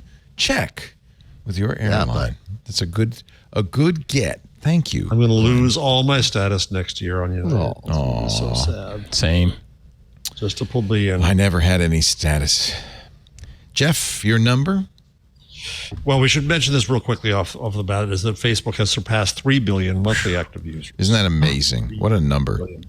3 billion MAUs. That's half the population of the world almost, right? That's amazing. Yeah, almost. Yeah. Good on you. I would like to highlight a really, really good post by our friend Yoel Roth, up line something or other. Yeah, I saw it. That's why I was running late to the show. You were reading that? Oh, well, then I should have done it. We spent all the energy. You actually invested in it. This is in the Lawfare blog at lawfaremedia.org. So the bottom line is that Yoel, who was the head of trust and safety at Twitter, and tried to stay and tried to fix it, and finally couldn't take it anymore and left. He's absolutely brilliant and expert I trust as much as anyone on this. But he tells the story of the Chrissy Teigen, Donald Trump. What? Teigen, thank you. See, if it were German, it'd be Teigen. Yeah, it's E before I, except after G.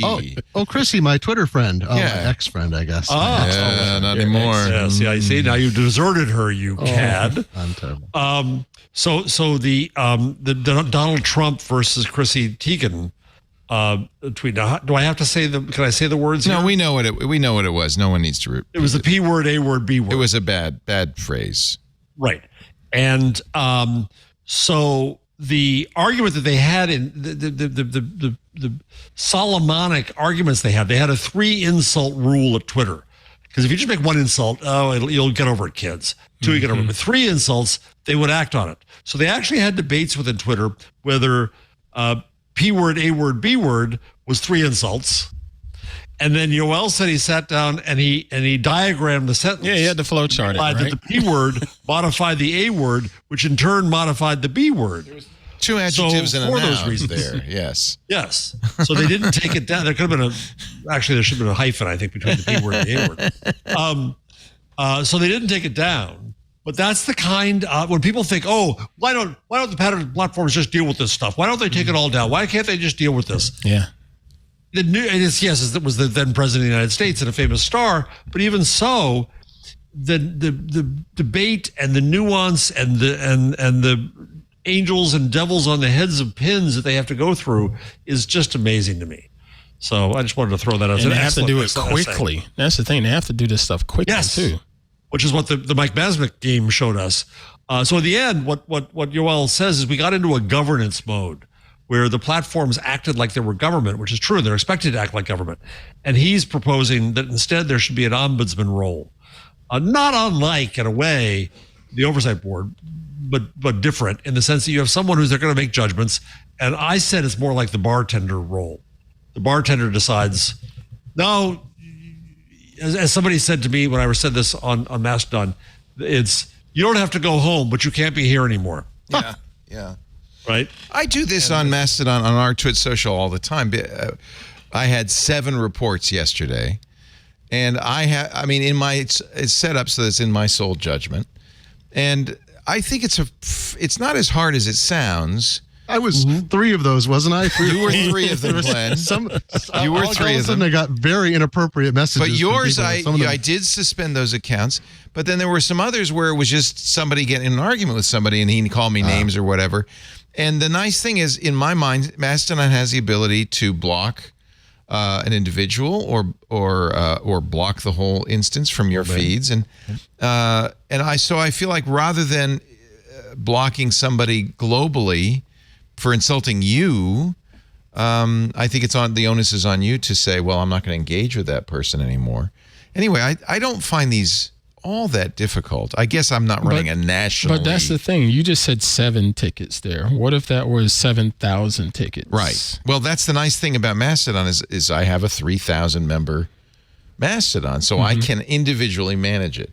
So that would be a lot of really mean and angry people for 3,000 people to produce 7,000 tickets. Yeah. No. But I think scale has a lot to do with it. Yeah, it does. And I think the new, smaller scale is what's going to make this make sense. Yeah. And that's not to say that there aren't if the bar had 100,000 people in it, a bartender couldn't do it. Bartender couldn't do it. It's not about the style or the ombudsman. It's about scale. Yep. Well, somebody came to me on Mastodon and said, well, no, the bar analogy doesn't work because the bartender can't see, can't see everything going on. I said, even in the bartender doesn't see everything going on. Nope, if somebody's getting loud in the corner or somebody comes and complains, and he deals with it. They get them out, yeah. Yeah. You have a bouncer. Right.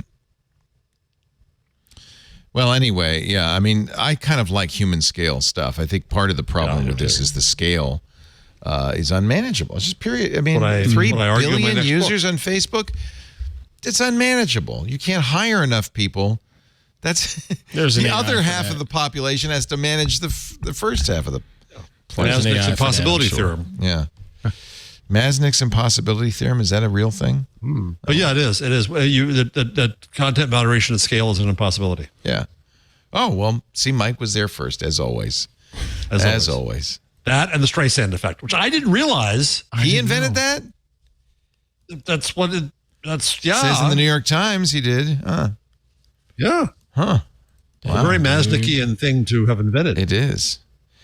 Mr. Ant Pruitt, what's your thing? My thing of the week is leaning up to an event that's coming up here soon with us here at TWiG. And it's basically a quick shout out to one of our members, Mr. Joe Brood.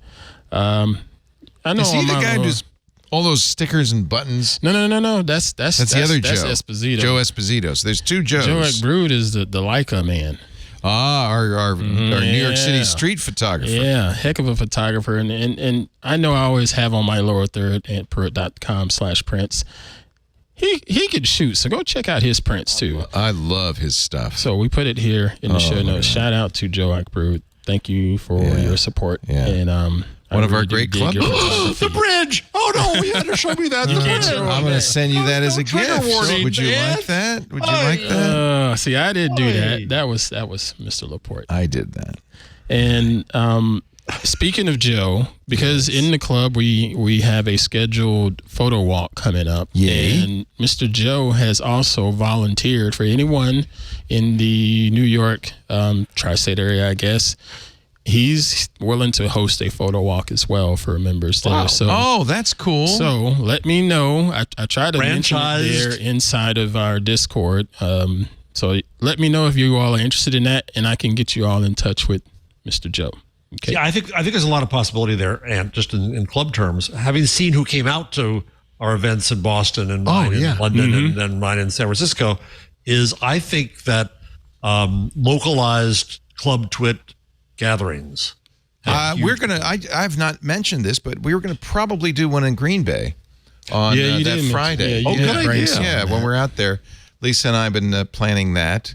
And I think we're going to do another one. There's another place we're going to be. So, yeah, whenever I go somewhere, we like to try to do that if we can.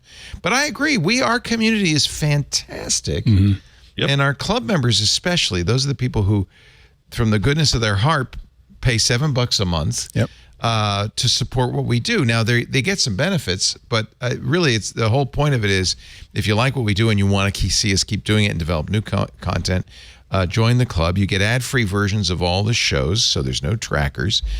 You also get all the events that we do in Discord. The Discord itself is enough to me to judge for worth for $7 a month. I mean, it's just fantastic. But Jason tomorrow is going to do some more prototyping of his Untitled AI show. You're going to do that photo thing we talked about on Friday. Photo critiques Friday. Photo walk you mentioned end of the month. Stacy's book club end of the month. The fireside chat with Hugh Howey, who wrote Wool, the Silo books, and Daniel Suarez has written so many great books. That's going to be fun. Lou Maresca. And Anthony Nielsen, and more events to come. Yep. All of this is part of our Discord. And now, coming in December, a triangulation with the old farts. Oh, yeah, old fart triangulation. Yeah.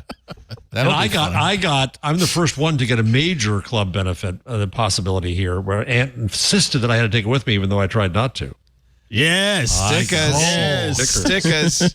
We don't have the ability to do fulfillment through our memberful club, so we can't do that. But if you come over and visit, we'll give you a sticker. You send a self-addressed stamp to the studio. We'll figure out a way. We'll get you Don't some say that. stickers. Don't say that. You'll be sorry. We don't have that it. many. Send your self-addressed stamp. And that should be this big, right? We'll fix you. Manila 8.5 by 11 Manila folder. We sent out some today. Our continuity staff did some today. So thank you, squad. Join the club. Twit.tv/clubtwit. We love our community. We'd love you to be part of it. And we thank you for listening to. Glenn Fleischman is at GLENN.fun because he's a fun guy. As opposed to a fungus, which is something else entirely. Always great to have you on, Glenn. Thank you for being here. We really appreciate it. Thanks for having me. Stacy will be back next week. Tell us about another podcast you do. Oh gosh, what else do I do? I'm up here on the Incomparable Network. I've heard of them. Did you go to the podcasts. Portland event? Of course, the Portland event, the first time the Incomparable group has ever gotten together en masse in person, I was on press in Maine. So movable date. So I had the FOMO. But a bunch of lovely people. Micah got to go because he does Clockwise for the Incomparable. Yes. Yeah. Yes, Micah. I never met Micah. I met some of the Incomparable group in person. Most of them I only know as people on a screen or as their voices. But it's a good group. You might know one, Mr. Jason Snell. Possibly he's an acquaintance of yours. Heard of. Which shows are you on of the Incomparables? I host at irregular intervals Pants in the Boot, which is a podcast about how English varies in different countries. I love that. It's mostly just fun stuff. I'm a little behind on when his last episode was last year, so possibly a little behind on doing the episodes. But there are archives, and then I'm on the main podcast on the game. We have a game show episode. I think I did 11 in a row of game show episodes last year. It was a pandemic, it was people had gotten enough of me, I think. Theincomparable.com. Great stuff from the great network. Truly geeky people.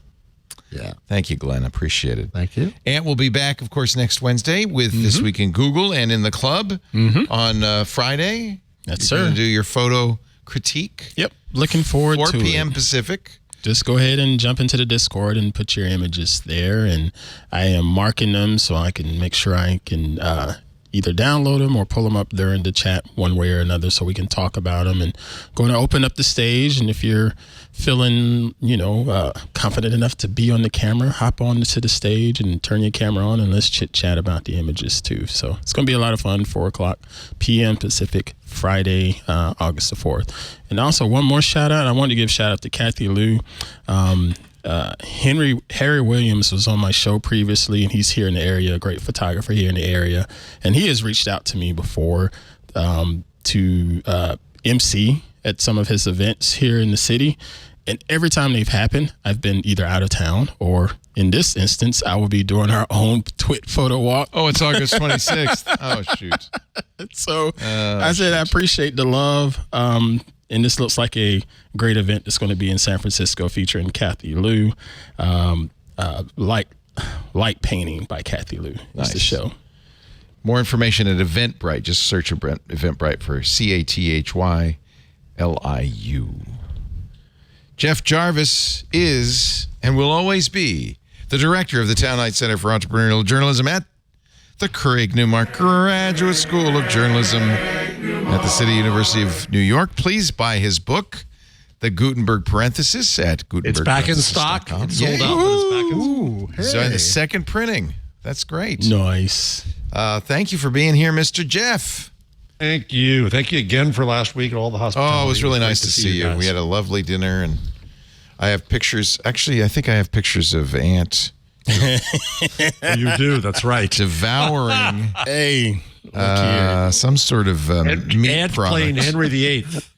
Yeah. Oh, I don't have it on here. You don't have it on there? No. Oh, good. Sorry. Well, the story from all your is devices somehow. we went to the great restaurant here around the corner from the studio, Cafe Giostra, Italian restaurant, and everybody was ordering their meals, you know, this risotto, this salad, blah, blah, blah. I said, forget dainty that. things. Give me the Osso Buco. And there it is. Give me Osso Hey, Buco. like the Osso Buco. I'm here to Blame it on- eat. I'm not here to blame play. it on the Osso Osso Buco. Blame it on the Osso Buco. It's not the Bossa Nova, it's the Osso Buco. And it Oh, I like was that shirt. delicious. Yes, that's one of I my like that favorite shirt a lot. shirts. No. It should say Period yes. sells it. Yes to the Period Osso sells it. Buco. Yes. It was delicious. You did video. Well, by accident. You know, it's one of those where I thought I was that's right. taking a picture. So It's funny. Last night I had Osso Buco, but it wasn't. that was good veal. Osso Buco. I made it just with beef shank last night. So daggum good. Amazing. Thank you for that dinner. It was delicious. It's fun. It was wonderful. Thank you, everybody. I'm sorry you couldn't be here for that dinner, but if you ever come to town, just Yeah, let it's me not know. a club benefit. Yeah. We do TWiG every Wednesday, about 2 p.m. Pacific, 5 p.m. Eastern, 2100 UTC. You can join us here and watch it live if you want, at live.twit.tv. If you're watching live, chat live. There's an IRC open to all, irc.twit.tv. Just go there in your browser, irc.twit.tv. But you can also use our Club Twit Discord if you're a club member. After the fact, on-demand versions of the show at the website, twit.tv/twig. You go there, you'll also see a link to a YouTube channel dedicated to TWiG. You'll also see links to your favorite podcast players. You can subscribe there or just search for This Week in Google in your podcast or RSS feed reader and subscribe, because that way you'll get it automatically the minute it's done. Well, give us a minute or two to take the profanities out. Thank you for joining us, and we'll see you next time on This Week in Google. Bye-bye. Bye. Bye. Bye. Hey, I'm Rod Pyle, editor-in-chief of Ad Astra Magazine, and each week I join with my co-host to bring you This Week in Space, the latest and greatest news from the final frontier. We talk to NASA chiefs, space scientists, engineers, educators, and artists, and sometimes we just shoot the breeze over what's hot and what's not in space, books, and TV. And we do it all for you, our fellow true believers. So whether you're an armchair adventurer or waiting for your turn to grab a slot in Elon's Mars rocket, join us on This Week in Space and be part of the greatest adventure of all time.